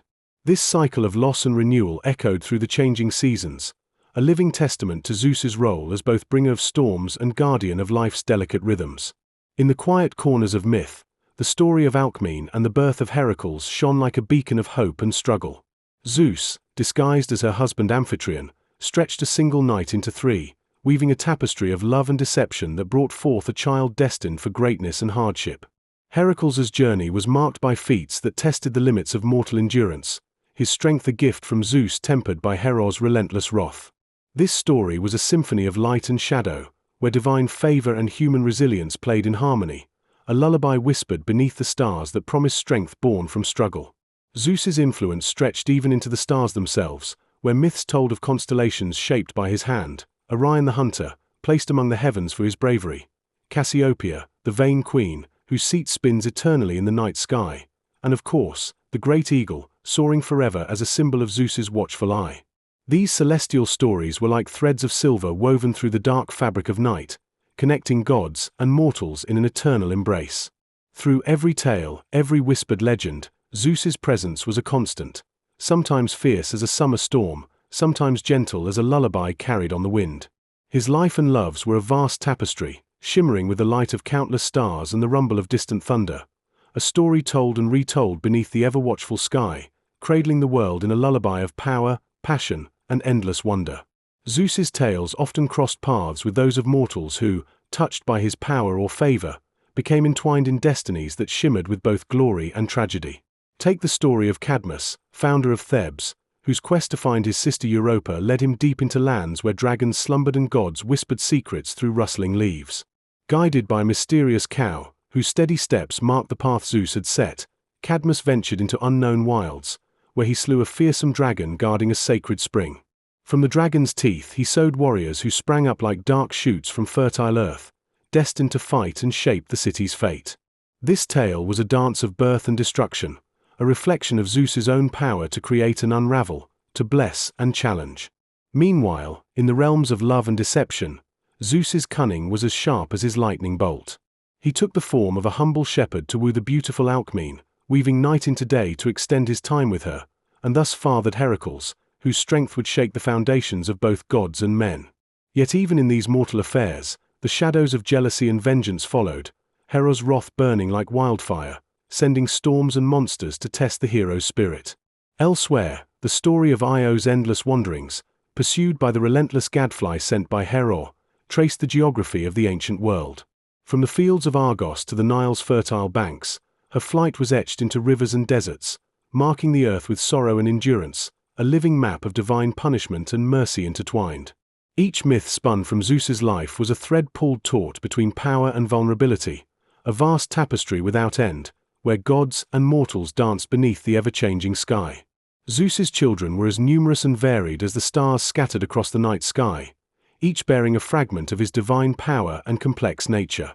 Among them were gods who ruled the heavens and earth, heroes who walked the mortal realm with extraordinary gifts, and figures whose lives echoed with tales of struggle, triumph, and transformation.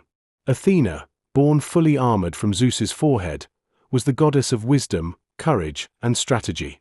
Her birth was unlike any other, a thunderclap of intellect and strength that echoed through Olympus. She was the calm eye of the storm, a guiding light for heroes like Odysseus and Perseus, who relied on her counsel as much as their own valor. A protector of cities and crafts, Athena embodied the balance between reason and power, a daughter who reflected Zeus's own role as king and judge. Apollo and Artemis, twin children of Zeus and the goddess Leto, represented the duality of light and shadow, of life and death. Apollo, god of the sun, music, and prophecy, radiated warmth and inspiration, his lyre weaving melodies that could soothe or stir the soul. Artemis, goddess of the hunt and wilderness, moved like a silver arrow through forests and moonlight, fierce and free, a protector of young women and animals alike. Together, they held sway over the natural world and human destiny, their lives entwined with stories of love, vengeance, and sacred duty. Ares, the god of war, was another son of Zeus, embodying the brutal and chaotic side of battle. His presence on the field was like a storm unleashed, fierce and unrelenting, yet often reckless and impetuous. Though not beloved by all gods, Ares was a necessary force, a reminder that conflict and passion were woven into the fabric of existence. Hebe, goddess of youth and cupbearer to the gods, symbolized renewal and vitality. Her grace was a gentle counterpoint to the more tempestuous children of Zeus, pouring nectar that sustained the immortals' eternal life and offering a glimpse of endless possibility. Hephaestus, god of fire and craftsmanship, was born both gifted and burdened. His forge shaped weapons and wonders, yet his lameness and rejection by Hera cast long shadows over his life. Despite this, Hephaestus's creations were vital to the gods and heroes, his skill a testament to perseverance and hidden strength. Among mortal children, Heracles stood as the mightiest, a hero whose feats tested the limits of human endurance and divine favor. Born of Zeus and Alcmene, Heracles' life was a tapestry of trials, each labor a storm he weathered with strength and wit. His story was one of suffering and redemption, his mortal struggles reflecting the complexities of his divine heritage.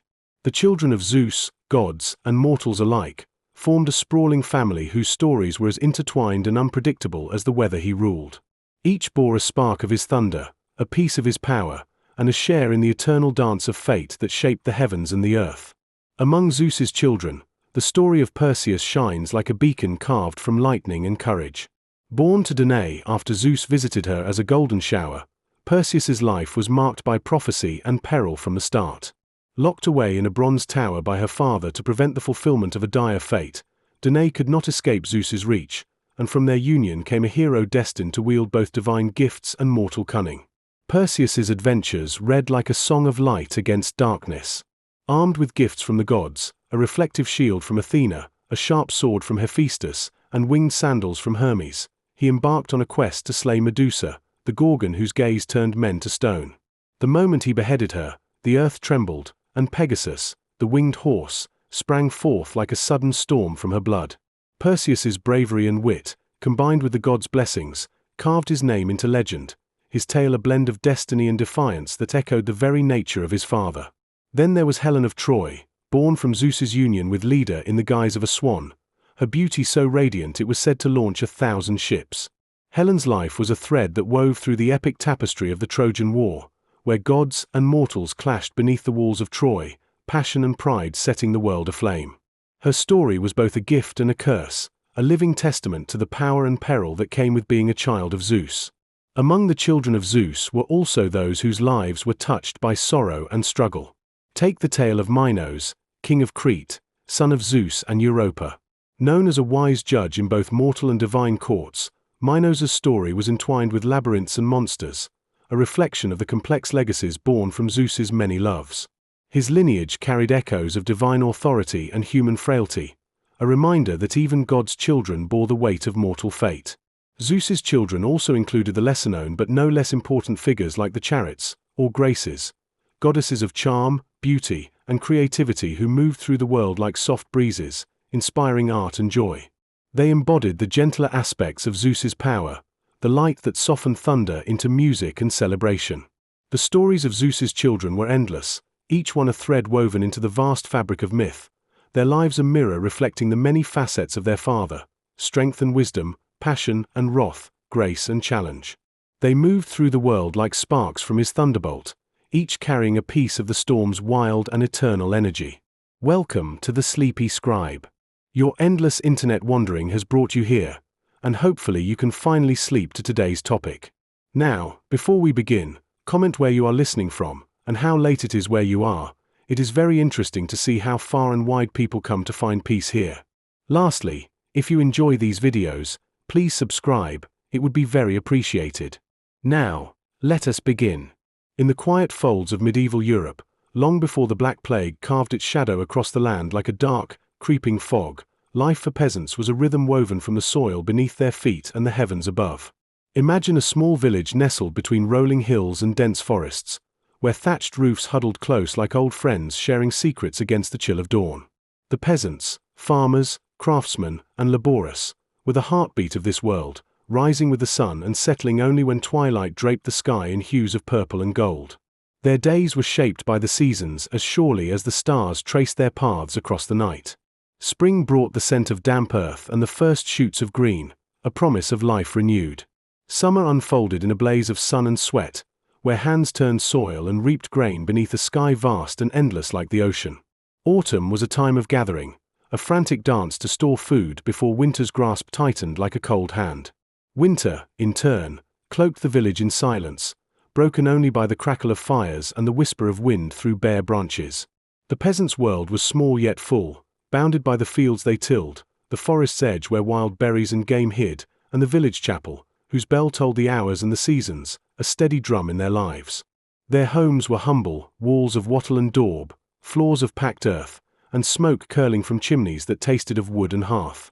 Inside, the hearth was the soul of the home, a place where stories were told, meals were shared, and warmth gathered like a soft blanket against the chill.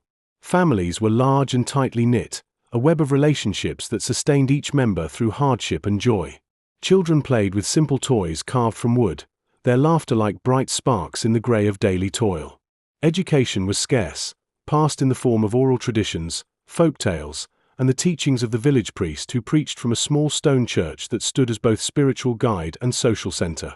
Yet, despite the hardships of poverty and toil, there was a deep connection to the land and community, a steady pulse of life beating beneath the challenges of existence. Peasants lived under the yoke of the feudal system, a web of obligations and protections that bound them to the lords of the manor. They owed labor, crops, and loyalty, but in return, they received the right to work the land and the promise of safety, though both were often fragile and fraught with tension. Their days were filled with back-breaking labor, ploughing fields with oxen, planting seeds in rows neat as the stitches of a quilt, tending animals whose soft breath warmed the cold mornings. The cycle of planting and harvesting was a sacred rhythm, tied to festivals and rites that marked time as much as the seasons. In these moments, the world felt vast and alive, full of mystery and the quiet magic of growth and decay.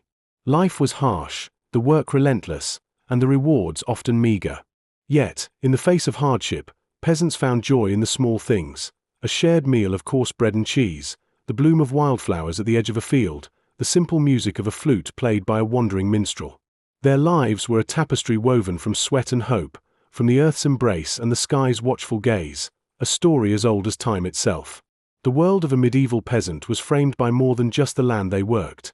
It was defined by the rhythms of the feudal system, a structure as rigid and unyielding as the stone walls of the lord's manor. At the top stood the noble lords, men and women whose power was like a towering fortress casting long shadows over the fields and villages below. These lords owned the land and held the keys to a peasant's very survival. In exchange for protection, peasants owed their labor, a portion of their crops, and various taxes. The lord's demands could be as heavy as the weight of a storm pressing down on a fragile roof, yet the promise of safety from bandits and the chance to till a small plot of land were often the only options for those born into the peasant class. Life under feudalism was a constant negotiation between obligation and endurance. Peasants worked the lord's domain, the land reserved for the manor's direct use, ploughing, sowing, and harvesting with tools simple yet effective, often made of wood and iron. Their days began before the sun had fully stretched its fingers across the sky, and only ended when twilight's cool fingers slipped through the cracks of their cottages. Beyond the lord's land, peasants cultivated their own strips of soil, called holdings, which provided the food to feed their families. These holdings were small, barely enough to stave off hunger, and they had to be carefully tended to survive the ever-present threats of bad weather, pests, and poor harvests.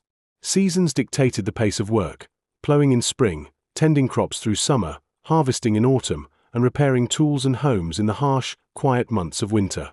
The village was a tightly knit community where everyone knew each other's struggles and stories. Cooperation was essential. Neighbors shared labor during planting and harvest, helped rebuild after storms, and gathered for festivals that broke the monotony of work with music, dance, and prayer. The church was the heart of the village, its small stone building standing as a beacon of hope and faith. Priests offered not only spiritual guidance but also a connection to a world beyond toil, where prayers for good harvests and protection from disease were woven into daily life like threads of comfort. Despite the hard labor, there were moments of respite. Holidays marked by the Christian calendar, such as Easter and Christmas, brought brief celebrations filled with feasting and storytelling. Yet beneath these moments of joy, life remained precarious, the threat of famine, disease, and the demands of the Lord always looming. Understanding the peasant's existence means grasping this delicate balance between survival and submission, between the earth's harsh realities and the flickers of human resilience that kept families going through the darkest times. Before the shadow of the Black Plague stretched across Europe, the health of peasants was precarious at best, shaped by a fragile understanding of medicine woven with folk beliefs, superstition, and the limited knowledge passed down through generations. In village huts with walls thin enough to let in the whispers of wind, the sick were often cared for by family members or local wise women, herbalists who gathered plants from meadows and forests like secret treasures, brewing poultices and teas in earthenware pots. Remedies were drawn from nature's bounty: willow bark to ease pain, nettles to staunch bleeding, and lavender to calm restless spirits. Yet, these treatments were as much about hope and ritual as about healing. Disease was often seen as a punishment from God or the result of malevolent spirits, and peasants turned to prayers, charms, and rituals to protect themselves and their loved ones. The church held great influence over notions of health, with priests blessing homes and leading processions to ward off plague and pestilence. In these simple villages, the line between the physical and spiritual world was blurred, and illness was a shadow that touched both body and soul. When sickness fell upon a family, fear and helplessness often followed close behind, for the harsh realities of medieval medicine meant that many diseases, from fevers to infections, were little understood and rarely survived. Midwives, who assisted with birth and cared for women, held a vital place in the community, weaving together knowledge of herbs and prayers, standing at the fragile threshold between life and death. Despite the limitations, there was a deep-seated resilience, a stubborn will to endure hardship, to nurture the next generation, and to hold on to the fragile threads of life even when the world seemed poised to unravel. This fragile balance of health and illness set the stage for the coming storm, the Black Plague, which would sweep through these villages like a dark tide, leaving few untouched and shattering the familiar rhythms of peasant life forever. The arrival of the Black Plague was like a sudden, suffocating storm rolling over the horizon, silent at first, then bursting forth with a relentless fury that shook the very foundations of peasant life. For centuries, the villages of medieval Europe had lived by the steady rhythms of the seasons, their days filled with toil, faith, and the small joys found in family and community. But when the plague arrived, it tore through these familiar patterns like a wildfire in a dry forest, consuming everything in its path with terrifying speed and merciless intent. The disease came from far-off lands, riding the backs of fleas that lived on rats, silent passengers on merchant ships, traveling through bustling ports and winding trade routes that connected the world like veins of life. For the peasants, who lived close to the earth and traveled little beyond their fields and forests, the arrival of the plague was bewildering and inexplicable. It was a dark shadow creeping through towns and villages, striking down the strong and the weak alike, leaving behind empty homes and silent fields. Fear spread faster than the disease itself, whispered on the wind and carried in the wide eyes of neighbors who vanished overnight. People spoke in hushed tones of black boils, swollen and weeping, like nightmarish flowers blooming on flesh. The fever that burned like a furnace, the chills that rattled bones, and the coughing that ripped through lungs were signs of an invisible enemy that no one could see or fight. Many peasants turned to the church for answers, gathering in crowded chapels to pray for deliverance, their voices rising in desperate hymns beneath wooden rafters darkened by smoke and sorrow. Yet, even as they sought comfort in faith, suspicion and panic gnawed at the edges of their communities. Some believed the plague was a punishment from God for the sins of mankind, others whispered of witches and heretics spreading poison.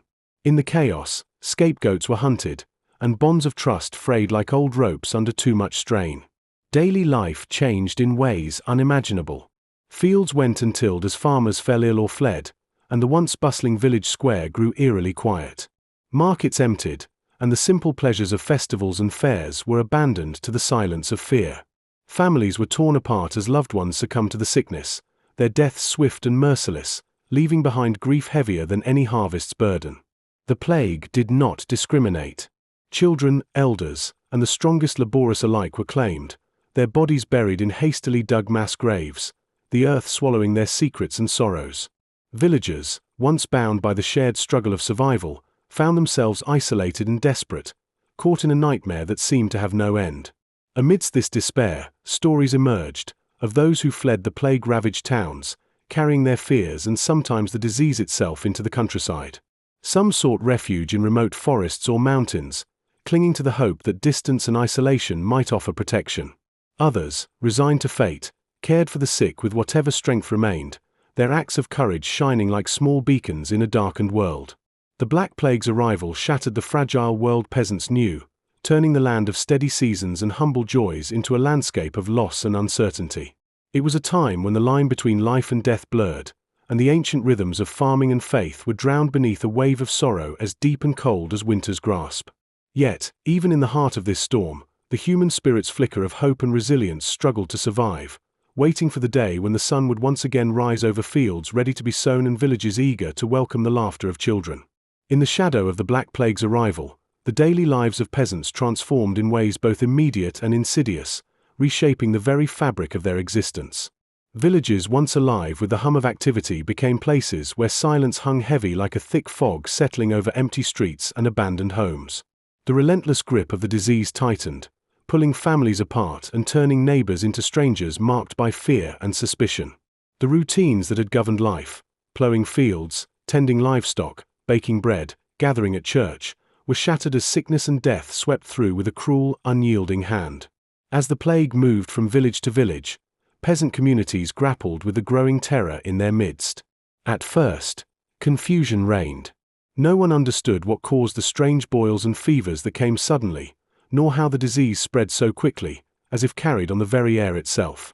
Folk remedies and prayers, once sources of comfort and hope, began to falter in the face of overwhelming loss. Some peasants turned to ancient rituals, lighting candles and burning herbs, hoping to cleanse their homes of evil spirits believed to carry the illness. Others sought the protection of saints, pilgrimage sites, and holy relics, clinging to faith as a shield against the invisible enemy. But as death piled up, first the elderly, then the young, then the strong, the comforting walls of tradition began to crumble. The church, once a sanctuary, struggled under the weight of the crisis. Priests, who normally ministered to the sick and led funerals, often fled in fear or succumbed to the plague themselves. The sacred rites of last confession and burial were sometimes hurried or skipped altogether, leaving souls restless and bodies unclaimed. The loss of spiritual guidance deepened despair, and some peasants turned to superstition and superstition's darker shadows, blaming outsiders, witches, or the wrath of God for their suffering. Communities fractured as fear bred mistrust. Neighbors avoided one another, wary of sharing food or shelter lest they catch the dreaded sickness. Families isolated themselves, locking doors and shuttering windows, watching helplessly as loved ones grew ill behind closed walls. The simple act of tending to the dead became perilous. Many were forced to bury family members themselves, often hastily and without ceremony, in mass graves dug by trembling hands. This work was both a physical and emotional torment, a grim reminder of how deeply the plague had permeated every aspect of life. The economic impact rippled outward, compounding the social and emotional devastation. With so many peasants dead or incapacitated, fields lay fallow, crops went unharvested, and livestock wandered untended. The scarcity of food became a dire threat, turning hunger into a cruel companion alongside disease. Markets closed, trade slowed, and the fragile system of barter and exchange that sustained village life began to crumble. Lords and landlords, desperate to maintain control, sometimes imposed harsher demands on the dwindling peasant population, fueling resentment and hardship. Women and children faced particular challenges in this harsh new world. Widowed mothers struggled to feed and protect their families, often stepping into roles left vacant by fallen husbands and fathers. Children, orphaned or abandoned, faced uncertain futures, their survival dependent on the charity of neighbors or the mercy of distant relatives. In some villages, entire generations were lost, leaving a void that would echo for decades to come. Yet, amid the overwhelming despair, stories of resilience and quiet heroism surfaced like fragile blooms in a scorched field. Some peasants, despite their own fears and losses, cared for the sick and dying with selfless devotion. Others took bold steps to flee infected areas, seeking refuge in remote forests, mountains, or isolated farms. These acts of courage and endurance, though often overshadowed by tragedy, were threads of hope woven into the dark fabric of the plague years. The social order itself began to shift under the pressure of these losses. With so many peasants dead, labor became scarce, and those who survived found themselves in a stronger position to demand better conditions. This shift planted the seeds for future upheavals, as centuries-old feudal bonds began to loosen in the face of a changed world. The Black Plague was more than a disease. It was a force that reshaped peasant life in fundamental ways. It tore through communities with relentless cruelty, upending the rhythms of daily work and faith, and casting a long shadow over the future. Yet, in the midst of this devastation, the human spirit's flicker of hope endured, quietly resisting the darkness as peasants struggled to rebuild their lives on the shattered soil of a world forever changed. The changes wrought by the Black Plague did not end with the immediate horror of sickness and death but unfolded slowly over years, rippling through the social and economic fabric of peasant life like unseen currents beneath a stormy sea. In the aftermath of devastation, survivors found themselves facing a landscape both familiar and profoundly altered, where the old rules and expectations bent and sometimes broke under the weight of loss and scarcity. With a great many peasants claimed by the disease, labor became a precious and rare commodity. Fields that once stretched green and fertile lay fallow, and the quiet absence of voices in the village was a reminder that countless hands were gone, taken by a sickness no one could fight. Those who remained discovered a new kind of power in scarcity. Lords who had long demanded heavy labor and taxes suddenly found their tenants fewer and more valuable, and in some places, peasants began to negotiate for better wages, more freedom, and the right to keep a larger share of their harvest. This shift was a slow-burning ember of change, a crack in the ancient walls of feudal obligation that had for centuries bound peasants to the land and the lord's will. In some regions, this newfound leverage led to unrest. Peasants, weary from loss and emboldened by necessity, challenged the authority of nobles, sparking revolts and uprisings that echoed like distant thunder across the countryside. These moments of resistance were met with brutal force, but they planted seeds of change that would grow in the centuries to come. The economy, too, shifted in unexpected ways. With fewer people to farm the land, agricultural production decreased, leading to food shortages and rising prices. Yet, for those who survived, opportunities arose. Some peasants moved to towns and cities, seeking work as artisans, merchants, or laborers, contributing to the slow growth of urban centers that would reshape medieval society.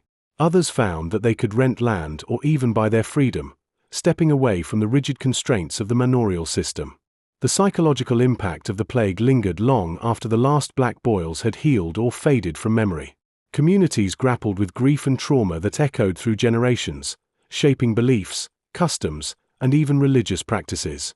The dance of death, or danse macabre, became a common motif in art and literature, a haunting reminder of mortality's inescapable reach. Faith, shaken by the plague's seeming randomness and the Church's inability to halt its advance, evolved and splintered, setting the stage for later religious upheavals. Women, whose roles had expanded during the crisis, found new spaces of influence and responsibility. Widows managed farms and households, while some took part in healing and midwifery, roles that combined traditional knowledge with the desperate needs of a society in flux. Children who survived were often raised in changed family structures, sometimes cared for by relatives or absorbed into new communities as orphans. The memory of the Black Plague settled into the soil of peasant life like a deep scar, a chapter of suffering and survival etched into the collective consciousness. It was a force that broke the old world open, creating cracks where new possibilities and new struggles would emerge. Through loss and hardship, peasants began to forge a future that, while shadowed by tragedy, carried the seeds of transformation and resilience beneath its surface.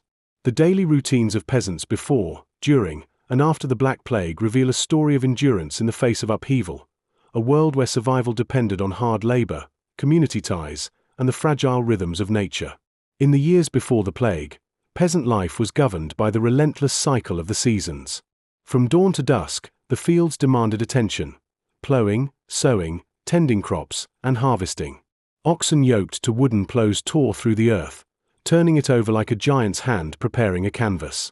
Hands, calloused and strong, planted seeds with care born of generations, each kernel a promise of food and life. Villagers labored together during planting and harvest, their efforts a chorus of sweat and song, a shared struggle against the uncertainties of weather and pests. The village was alive with the hum of daily tasks, women grinding grain at stone mills, children chasing each other between cottages, blacksmiths hammering iron sparks into tools. The church bell marked the hours, calling people to prayer and reminding them of the divine order that held their world in place. But when the Black Plague swept through, these rhythms fractured. The fields went untended as the able-bodied fell ill or fled. Crops rotted in the soil, livestock wandered without care, and granaries emptied as hunger gnawed at the edges of fear. Those who remained faced an impossible choice: tend the land or care for the sick, knowing both tasks were likely to lead to exhaustion or death. The social fabric of the village, once a tightly woven net of cooperation and mutual support, began to unravel. Neighbors no longer gathered for feasts or festivals. The laughter of children grew quieter, replaced by the sobs of mourning and whispered prayers for mercy. Yet even amid this despair, acts of courage and kindness flickered like candlelight in a storm. Some peasants, driven by love or duty, cared for the dying despite the risks, their hands gentle even as their hearts broke. Others formed small groups to share what little food remained, protecting each other from hunger and isolation. As the plague receded, the survivors returned to the land with a mix of sorrow and determination. The fields, once again, became places of work and hope, but the scars of loss ran deep. Many villages were smaller, their populations thinned by death. The old ways of life persisted, but they carried new complexities: a lingering fear of disease, shifting social roles as widows and orphans took on new responsibilities, and an awareness that the world was fragile and uncertain. The Black Plague did not merely take lives, it reshaped the very fabric of peasant existence, challenging their resilience and forcing adaptations that would echo through generations. As the shadow of the Black Plague began to lift, the slow and uncertain process of rebuilding peasant life unfolded amid a landscape forever changed by loss and upheaval. The survivors returned to villages where the familiar sights and sounds had been silenced by death, where fields once bustling with activity now lay fallow and overgrown, and where the faces of friends and family had been reduced to memories whispered in quiet moments. The task of restoring not only the land but also the community's spirit was daunting, yet it was one they faced with the stubborn resolve born of countless hardships endured before. Peasants who had lost loved ones grappled with grief that was as raw and persistent as the soil beneath their feet. Widows found themselves not only mourning husbands but stepping into roles as heads of households, managing farms and finances in ways few had anticipated. Children orphaned by the plague were taken in by relatives or neighbors, their futures uncertain but bound by the fragile safety nets of village life. The social fabric, frayed by death and fear, began to mend through acts of cooperation and necessity. Villagers shared what resources remained, pooled labor to restore fields, and leaned on one another for emotional support. Communal gatherings, once suspended, slowly returned, providing opportunities to honor the dead and celebrate the living. Festivals, church services, and market days resumed, offering glimpses of normalcy amid the lingering shadows of loss. Economically, the scarcity of labor empowered peasants in new ways. With fewer workers available, surviving peasants could negotiate better terms for their labor and land use. Some rented land directly from lords or even purchased small plots, a departure from the rigid feudal obligations that had long defined their lives. This shift began to chip away at the old social order, planting seeds for future change and greater personal autonomy. Yet, this period was also marked by uncertainty and fear. The plague's origins remained a mystery to most, and the possibility of its return haunted many. Villages erected quarantine measures, and some isolated themselves to avoid contact with outsiders. The Church's authority, shaken by its inability to prevent the catastrophe, faced challenges as people sought alternative spiritual paths or questioned long-held beliefs. Women's roles in society expanded during this time, as their contributions to farming, healing, and household management became vital to community survival. Some women became respected healers or midwives, drawing on traditional knowledge and adapting to new challenges posed by the plague's aftermath. The children who survived carried the trauma of loss but also the lessons of resilience passed down by their elders. Education remained limited, but stories of survival, faith, and endurance were woven into the oral traditions that preserved the community's history and identity. The landscape itself bore the marks of the plague years. Fields that had lain fallow gave way to new patterns of cultivation, sometimes more diversified to reduce the risks of crop failure. Forests encroached on abandoned lands, and wildlife returned to areas once crowded with human activity. These changes reflected the deep and lasting impact of the plague on the environment as well as human society. The process of recovery was slow and uneven, marked by setbacks and ongoing challenges. Yet, through it all, the peasant communities demonstrated an extraordinary capacity to adapt and endure. Their lives, shaped by the harsh realities of the medieval world and the extraordinary trauma of the Black Plague, continued to unfold in a world where death and survival were intertwined, and where the future, though uncertain, was still theirs to shape. The Black Plague's devastation also had profound effects on the spiritual lives of peasants, reshaping their faith, rituals, and relationship with the divine in ways that would ripple through generations. Before the plague, the church was a cornerstone of daily life, a source of comfort, guidance, and community. Peasants gathered regularly for Mass, sought blessings for crops and families, and looked to their priests for answers to life's mysteries and hardships. The rhythms of the liturgical calendar, Easter, Christmas, saints' feast days, punctuated their lives like steady beacons in an often harsh and uncertain world. But as the plague tore through villages, the church's ability to provide solace was tested as never before. Clergy, who traditionally ministered to the sick and oversaw burial rites, were often among the first victims. In many villages, priests fled or died, leaving communities spiritually adrift. The sacred rituals that had offered hope, confession, last rites, funerals, became scarce or hurried, and the fear of contagion kept many from attending church altogether. This absence created a spiritual void that deepened the anguish of peasants already grappling with unimaginable loss. With the church's authority shaken, peasants turned to new and diverse expressions of faith and superstition. Some embraced flagellant movements, where groups of penitents would publicly scourge themselves, believing that their suffering might appease God's wrath and halt the plague. Others sought protection through relics, pilgrimages to holy sites, or the intercession of saints, hoping for miraculous salvation. Folk beliefs, charms, and rituals, rooted in older, pagan traditions, often mingled with Christian practices, reflecting a desperate grasp for control amid chaos. Fear and grief also gave rise to scapegoating and persecution. Accusations against minorities such as Jews, foreigners, or those deemed witches spread, fueled by rumors that these groups had poisoned wells or summoned the plague through dark magic. These tragic episodes of violence and injustice reveal how the terror of the plague fractured communities and eroded trust, even as peasants sought comfort in faith. Despite these trials, the Black Plague also inspired profound reflection on mortality and the meaning of life. Art, poetry, and oral stories began to explore themes of death's inevitability, the fleeting nature of earthly existence, and the hope for salvation beyond the grave. The Danse Macabre, or Dance of Death, emerged as a powerful motif, depicting skeletons leading people from all walks of life, peasants and nobles alike, into the arms of death, underscoring the equality found in mortality. Over time, these cultural expressions shaped the way peasants and wider society understood life and death, blending sorrow, acceptance, and hope into a new spiritual landscape. The church itself would eventually respond to these challenges by reforming practices and seeking to reassert its role in healing and guidance, but the scars left by the plague's spiritual crisis endured. Peasant faith after the Black Death was a tapestry of resilience, adaptation, and complexity, woven from threads of traditional belief, fear, hope, and a profound confrontation with the fragility of life. The psychological and emotional toll of the Black Plague on peasant communities was immense, weaving a complex web of grief, fear, and resilience that shaped the fabric of daily life in ways both seen and unseen.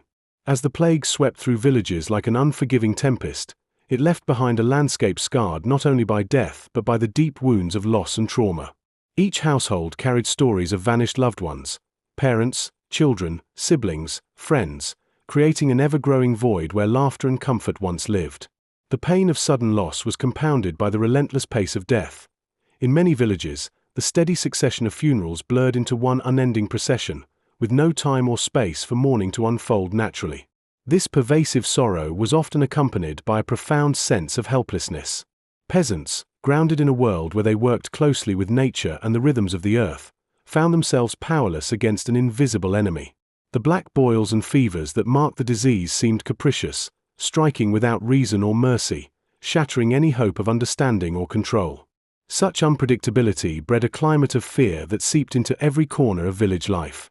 People isolated themselves, reluctant to touch or comfort neighbors, wary of sharing food or water, and sometimes even turning against one another in suspicion and desperation.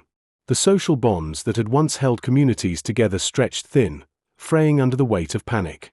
Yet, amid this darkness, human resilience flickered quietly. Stories passed from parent to child, neighbors shared what they could, and rituals, however altered or rushed, continued to mark the passage of life and death. Prayer, song, and remembrance offered fragile lifelines to those navigating grief and uncertainty.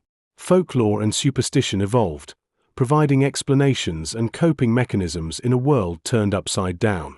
The trauma of the plague also reshaped perceptions of mortality and existence. The ever-present dance of death, seen in art and oral tradition, reflected a newfound awareness of life's fragility and the shared fate that united rich and poor alike. This cultural shift brought both sobering acceptance and a deeper yearning for meaning and hope beyond the suffering.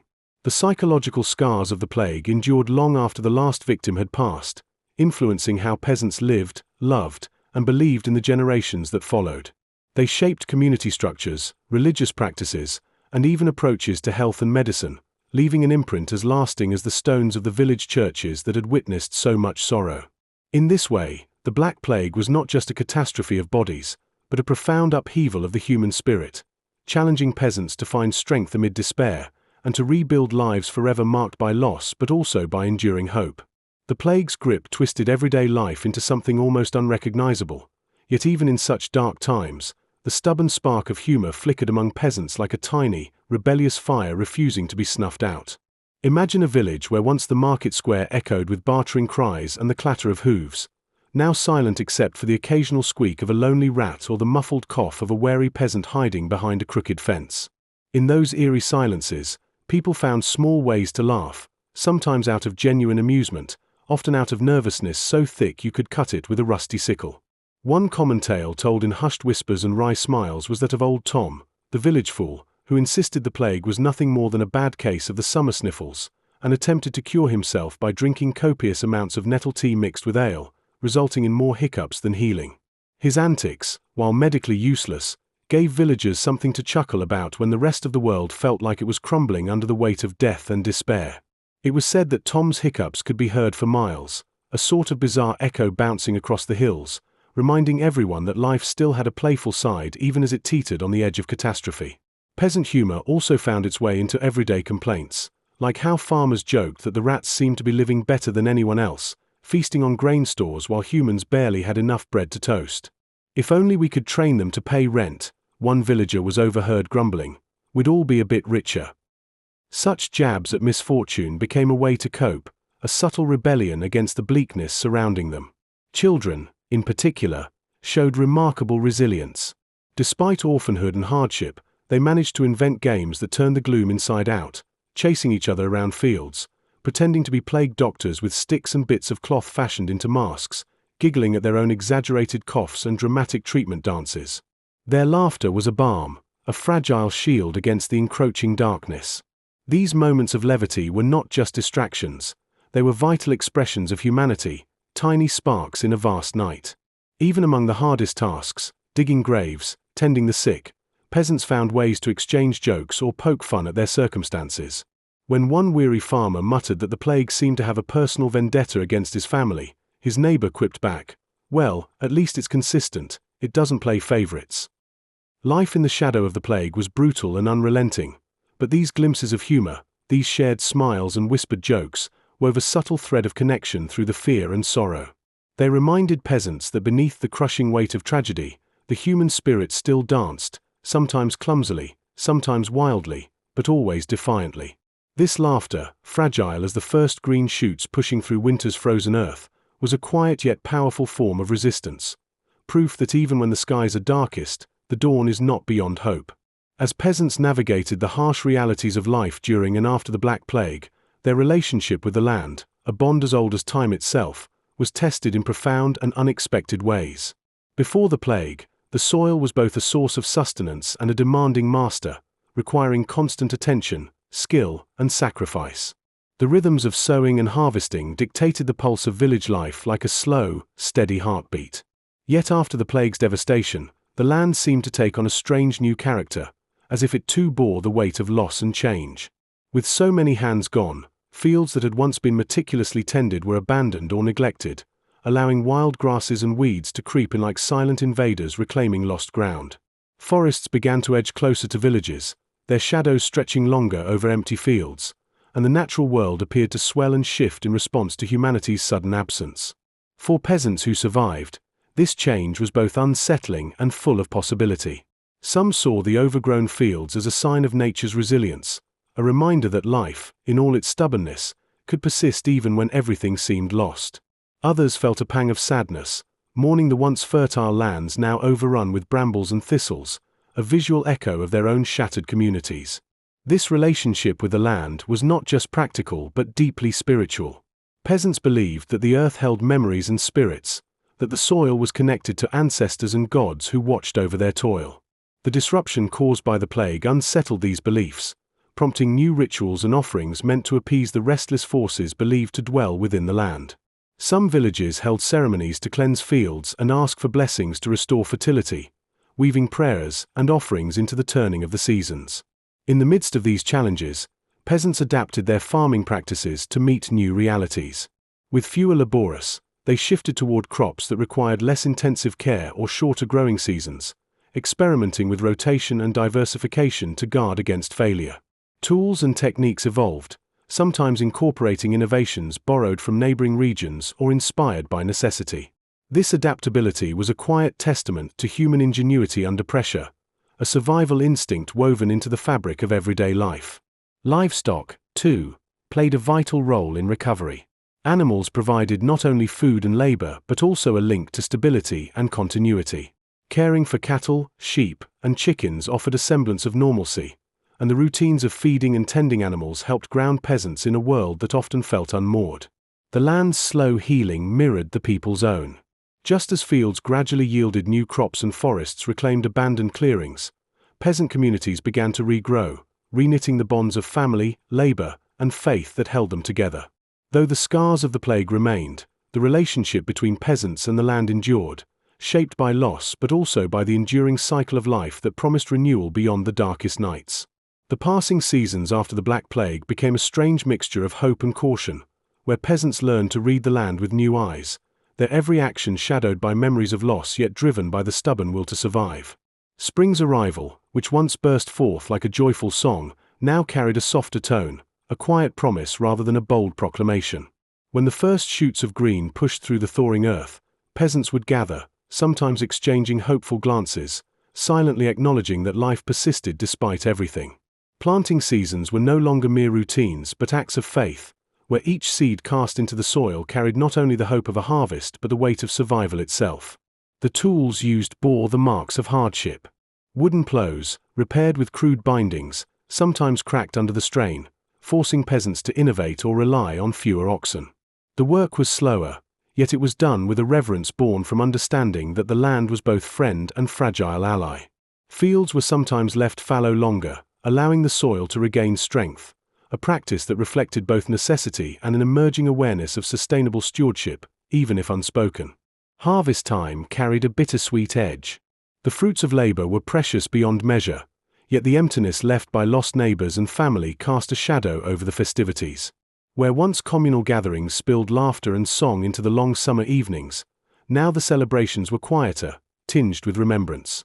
Elders shared stories of better days and lessons learned, weaving memories into the fabric of the community's future. Throughout these cycles, nature itself seemed to respond to the shifts in human activity. Wildlife, emboldened by abandoned fields and quieter villages, ventured closer, their presence a reminder that the world was vast and full of life beyond human toil. Birds nested in forgotten barns, deer grazed near once busy paths, and the occasional fox darted through the shadows like a fleeting secret. This subtle return of wildness was both a comfort and a challenge, as peasants had to balance the benefits of nature's gifts with the threats posed to crops and livestock. The seasons also influenced the rhythms of peasant spirituality. Festivals tied to solstices, equinoxes, and harvests took on layered meanings, blending Christian rites with older, earth-centered customs that honored the cycles of growth and decay. These celebrations, though subdued, reinforced community bonds and offered moments of joy and reflection amid the ongoing struggle. Through the changing seasons, peasants navigated a world forever altered by the plague, their lives a testament to resilience and adaptation. The land and its people, intertwined like roots beneath the surface, continued their slow dance of renewal, carrying forward a fragile hope that even after the darkest winters, spring's light would return once more. The stories and songs of peasants during the Black Plague years carried a strange blend of sorrow, humor, and resilience, oral traditions that wove the harsh realities of their lives into tales that could comfort, teach, and sometimes even provoke laughter in the face of despair. Storytelling around the hearth was a sacred ritual, a way to pass time when fields lay fallow and the world outside seemed shrouded in fear.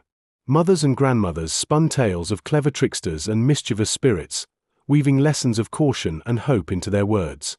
One popular story was of a crafty fox who outwitted death himself, slipping away at the last moment by distracting him with riddles and jokes, a reminder that even the inevitable could be faced with wit and courage.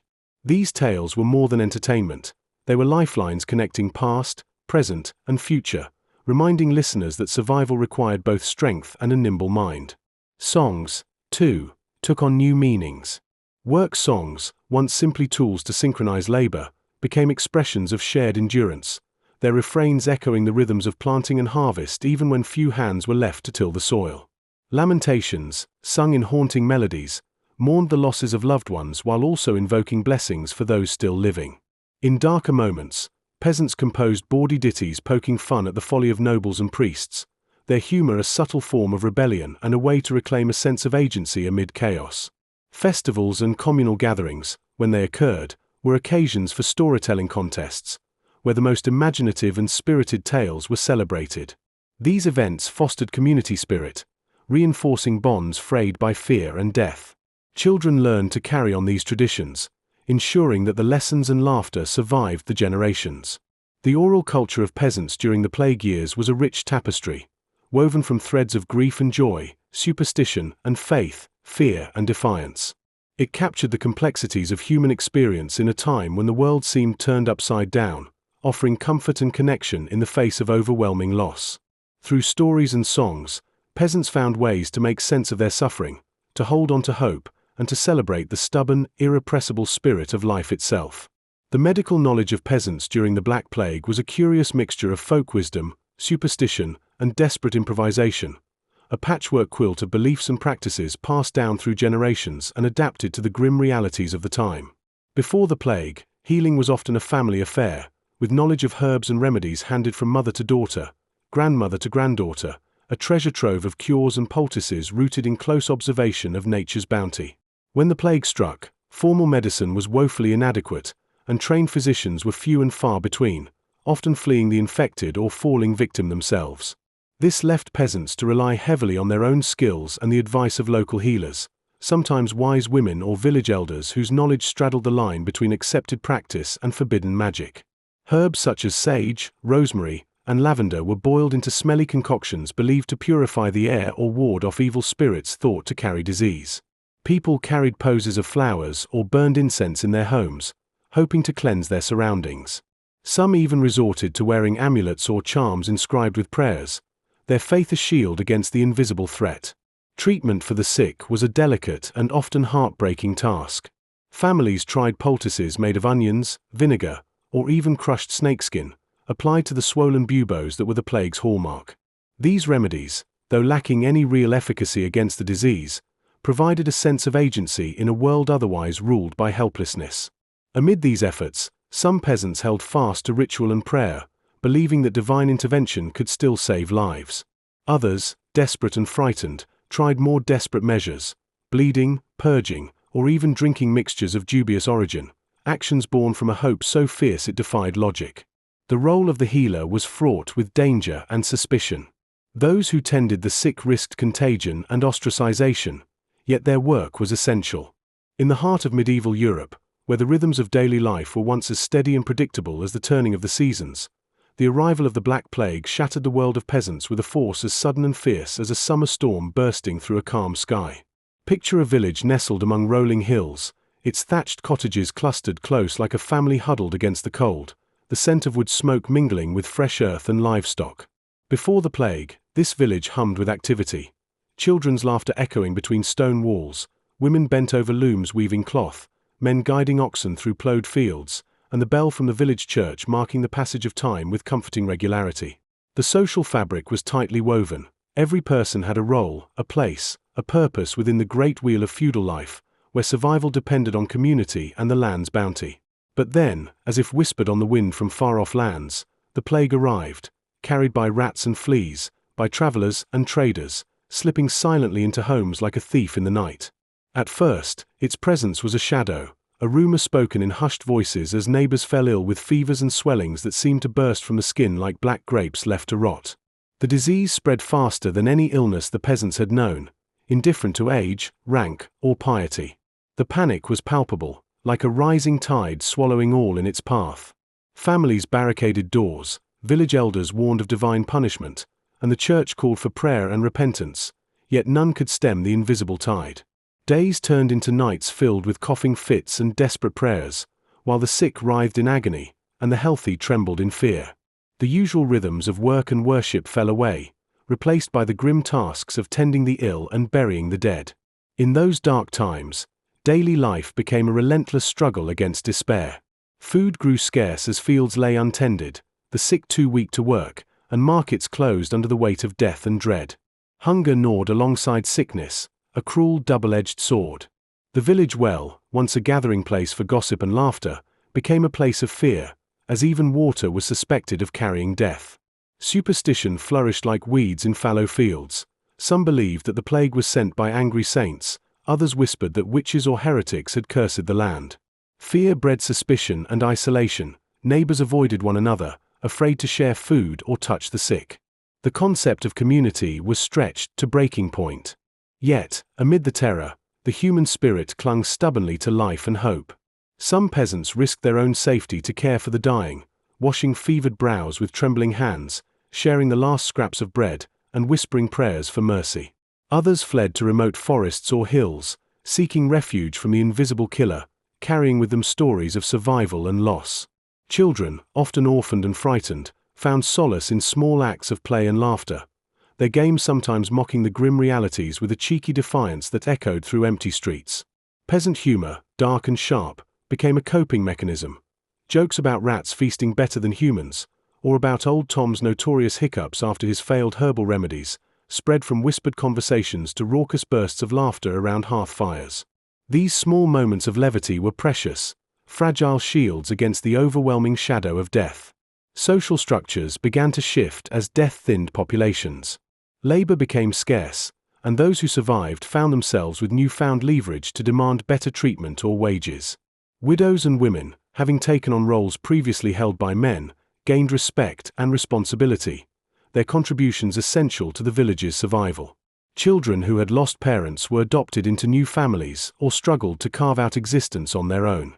The land itself seemed to grieve with its people. Fields once bursting with grain fell to weeds and brambles, forests crept back into abandoned spaces, and wild animals roamed closer to human settlements.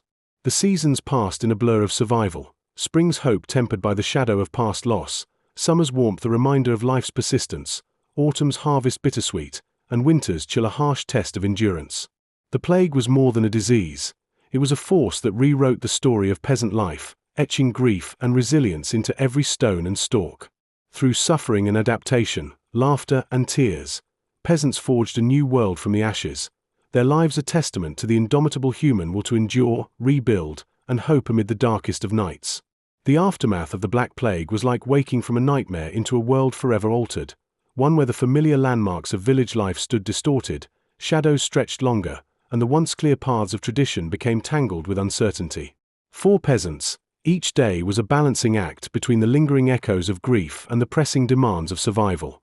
The sheer scale of loss was staggering. Families fragmented, friendships severed, entire generations vanished, leaving behind a hollow silence where the chorus of voices had once risen in unison.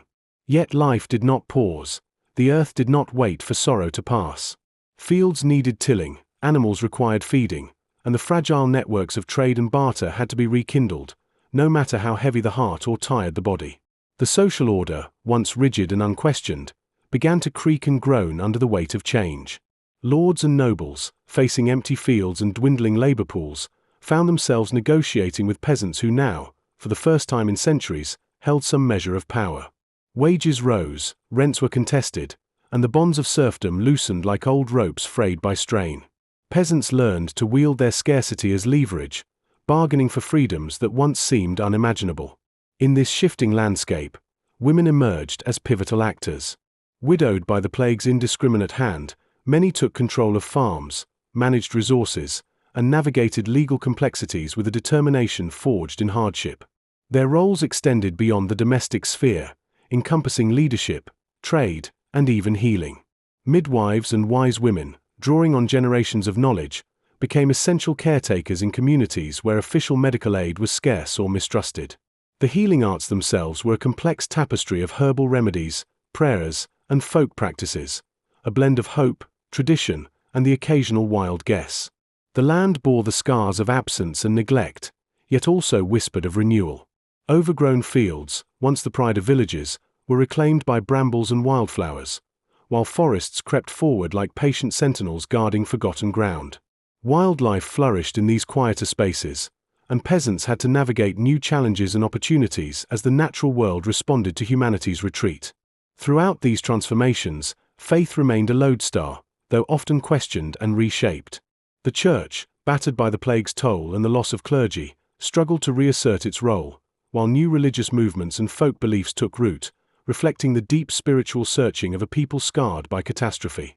Rituals and festivals, though muted and sometimes altered, persisted as vital threads of community and continuity, offering moments of shared hope and remembrance. Children, born into this changed world, grew up with stories of loss and survival woven into their very identities. Orphaned or displaced, they learned early the harsh lessons of resilience, yet also the power of play, laughter, and imagination to heal invisible wounds. The psychological landscape was complex, marked by grief and trauma but also by adaptability and quiet courage. Life after the plague was not simply a return to the old ways but a rebirth into something new and uncertain. Peasant communities, though battered and diminished, carried forward traditions and values while embracing change. Their stories a testament to the enduring human capacity to endure and transform in the face of unimaginable adversity. The daily routines of peasants after the Black Plague had a new rhythm, one that was fragile and cautious, yet filled with determined effort to rebuild life piece by piece. Dawn often broke with a thin, pale light filtering through ragged curtains, waking those who remained to the heavy tasks ahead. Men and women, though fewer in number, rose early to tend the fields, their hands rough and calloused from years of toil, their breaths visible in the crisp morning air as they whispered plans for planting or repairing fences. The scarcity of labor meant that every task carried extra weight. Plowing a field once done by a handful now required double the effort, forcing neighbors to band together for communal work, sharing tools and muscle in a way that sometimes sparked grudges and sometimes forged new bonds. The village well, once a bustling hub of chatter and gossip, was now approached with wary steps. Water was treasured as much for life as it was feared for carrying unseen death. Women carried heavy buckets balanced precariously on their hips, their conversations guarded but tinged with a persistent humor that refused to be extinguished. Among the women, stories of old Tom's infamous hiccups or the way Widow Marla's chickens seemed to mock the village by laying eggs in the most inconvenient spots sparked bursts of laughter, small rebellions against the grim backdrop of their days. Meals were simpler and scarcer. Bread was baked sparingly, often coarse and hard, accompanied by whatever vegetables the soil could coax forth or the livestock could provide. Preservation of food was a skill honed out of necessity. Herbs were dried and stored, salted pork rationed carefully, and every crumb counted. Children, now orphans or burdened with extra chores, often scavenged for wild berries or snared rabbits, their small hands learning early the delicate art of survival. The church bell, though less frequently heard, still marked the passing of hours and called the faithful to prayer. But services were smaller, quieter, and sometimes held outdoors to reduce fear of contagion. Priests, fewer and stretched thin, moved between villages like shadows, their voices heavy with sorrow but unwavering in hope. Markets, once vibrant and noisy, reopened slowly, with traders wary and goods limited. Peasants bartered with what little they had, eggs for cloth, milk for grain, crafting fragile economies that kept villages tethered to one another. Occasionally, Travelers brought news from distant towns, stories of noble struggles, or whispered rumors of better times ahead. The natural world seemed to reflect the precariousness of human life. Birds nested in abandoned barns, their songs a bittersweet soundtrack to the empty lanes. Foxes and deer moved cautiously closer to the edges of villages, sensing the thinning of human presence. The seasons dictated survival, and each change brought new challenges. Spring rains that threatened to wash away seeds sown with such hope, summer droughts that parched the earth and tested resilience, autumn chills that warned of winter's grip looming close. The peasant's calendar was no longer just a measure of time but a ledger of hopes and fears, each day a thread in a fragile tapestry of life rebuilding itself. The way peasants cared for their families during and after the Black Plague carried both the weight of necessity and the delicate tenderness born of shared hardship. Mothers, often widowed or left without support, became the steadfast centers of their households, balancing the fierce demands of survival with moments of quiet love and teaching. Their hands, rough from endless labor, could soothe fevered brows just as skillfully as they prepared meager meals or repaired worn clothing. Children clung to these women as anchors in a turbulent world, learning the unspoken lessons of resilience through shared smiles and whispered stories by flickering candlelight. Amidst the daily struggles, humor persisted as a balm. There were tales told of little Jory, a mischievous boy who, despite the gloom, managed to sneak into the grain stores and abscond with handfuls of corn, only to be caught and scolded by the village elder with a laugh and a shake of the head. His antics reminded the weary villagers that laughter could still bloom, even in the hardest soil. Family bonds were stretched thin as the plague claimed parents and grandparents, but extended kin and neighbors often stepped in, creating informal networks of care. Children orphaned by the disease were adopted or fostered by relatives or village families, their survival dependent on these fragile webs of human kindness. Apprenticeships in crafts or farming became vital not only for economic reasons but as social anchors, giving young people purpose and connection. Daily chores, once shared widely among family members, became burdens heavier than ever. Women carried water, tended fires, cared for animals, and mended clothes, while men, when present, faced the relentless demands of the fields and repairing property damaged by neglect or storms. Despite exhaustion, there was a rhythm to these tasks that anchored villagers, a way to impose order and meaning on a world that often seemed chaotic and cruel. Religious faith remained intertwined with family life. Prayers were whispered over the sick, blessings sought before planting or eating, and small shrines maintained in humble homes. The presence of the church was felt even when physical attendance was risky or impossible. Symbols of protection, crosses, holy water, charms, were kept close, blending Christian belief with folk traditions passed down through generations. The care of the elderly became a poignant aspect of peasant life during this era. Those spared by the plague, though often frail, held treasured wisdom and memories of times before catastrophe.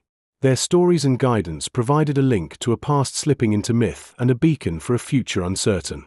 The village gathered around them in moments of reverence and respect, honoring the endurance of those who carried the scars of loss yet remained pillars of their communities. In all these ways, family life, though altered and battered, became a source of strength and continuity. The tender acts of care, the stolen moments of laughter, and the shared burdens forged connections that sustained peasants through the darkest days and into the fragile light of recovery.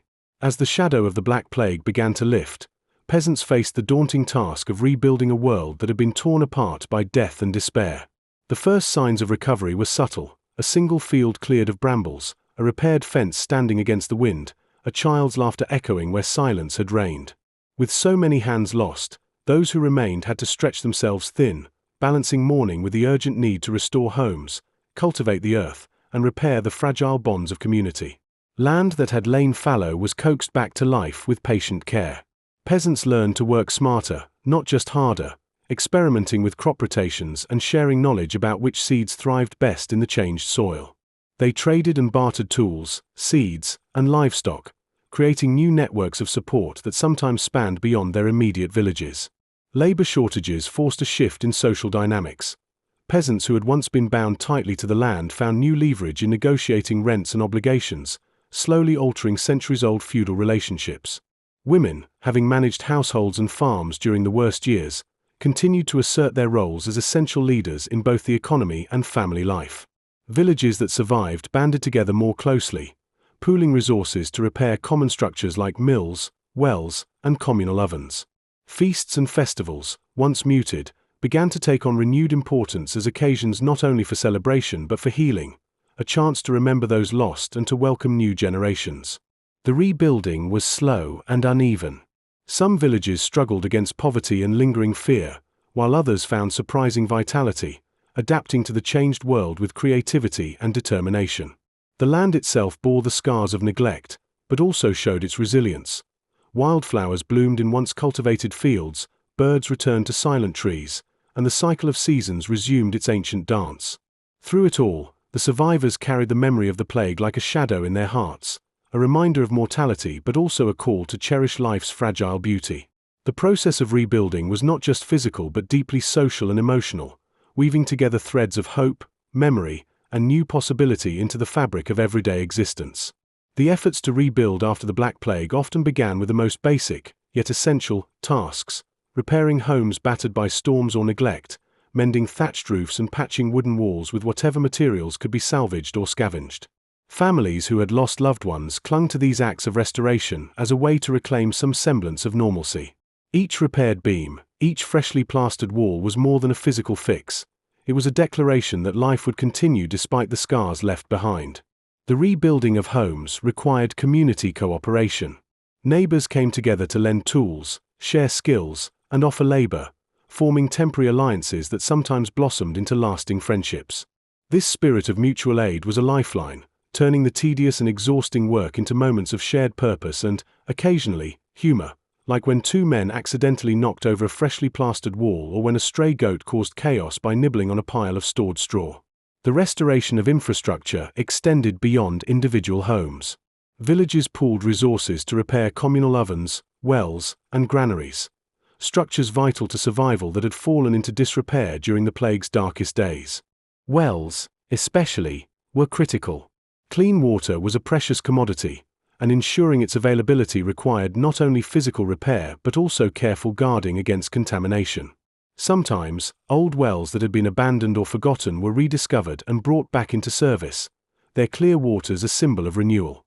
Farming practices adapted to the new realities. With fewer hands to tend the land, peasants prioritized crops that were hardy and less labor-intensive, such as barley, rye, and certain vegetables. Crop rotation became more widely practiced as a way to preserve soil fertility, and fallow fields were carefully monitored to balance rest and productivity. Livestock, too, played a crucial role.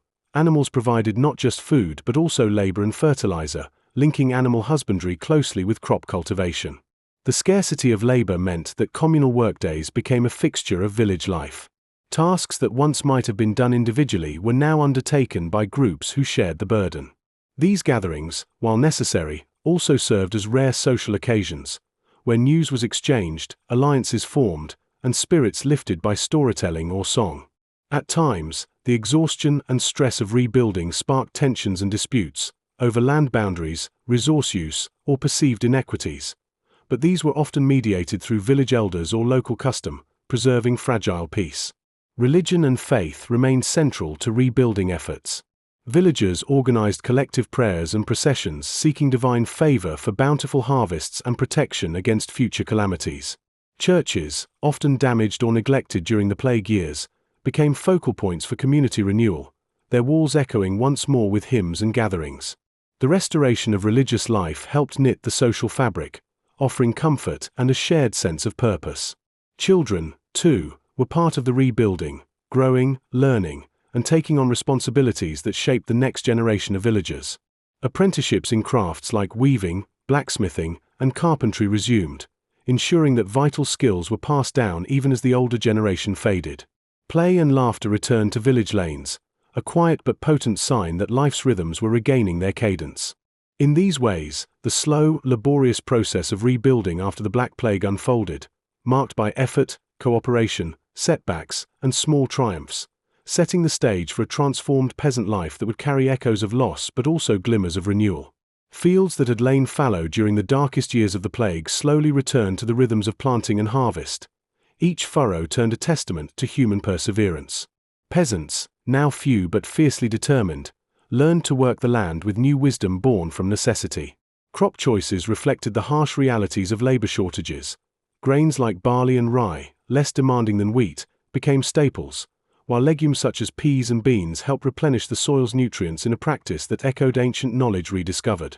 The cycle of seasons dictated life with renewed urgency, spring's tentative green shoots promising sustenance, summer's warmth hastening growth, autumn's bounty offering hope, and winter's chill demanding preparation and resilience. Livestock were treasured assets, providing milk, meat, and labor, and their care often required as much attention as the fields themselves. Oxen pulled heavy plows, their slow strength indispensable, while chickens and goats supplied eggs and dairy, small comforts amid scarcity. The interdependence of animal and human labor created a delicate balance, one that required careful stewardship and cooperation among villagers. Communal efforts extended beyond planting and harvesting. Peasants organized cooperative workdays known as beating the bounds or gleaning, where neighbors joined to gather crops from each other's fields, repair fences, or prepare storage facilities. These gatherings were both practical and social, blending hard work with storytelling, music, and shared meals when possible. The exchange of knowledge and resources during these times strengthened community ties, fostering a resilience that helped weather both natural hardships and human conflicts. Tools were precious and often handmade or repaired repeatedly to extend their use. Blacksmiths, vital members of the village, worked tirelessly to maintain plows, hoes, and sickles, their forge fires glowing like beacons in the twilight. The rhythm of the forge and field intertwined, symbolizing the symbiotic relationship between human skill and the earth's generosity. The rebuilding of irrigation channels and drainage ditches was another critical task. Water management determined the success or failure of crops, especially in regions prone to drought or flooding. Peasants used knowledge passed down from ancestors, combined with innovations learned through experience and necessity, to guide water where it was needed and protect fields from destructive overflow. These practical skills, often shared orally and demonstrated through hands-on teaching, were essential for survival. That is the story of peasants living through the Black Plague. Thank you and good night.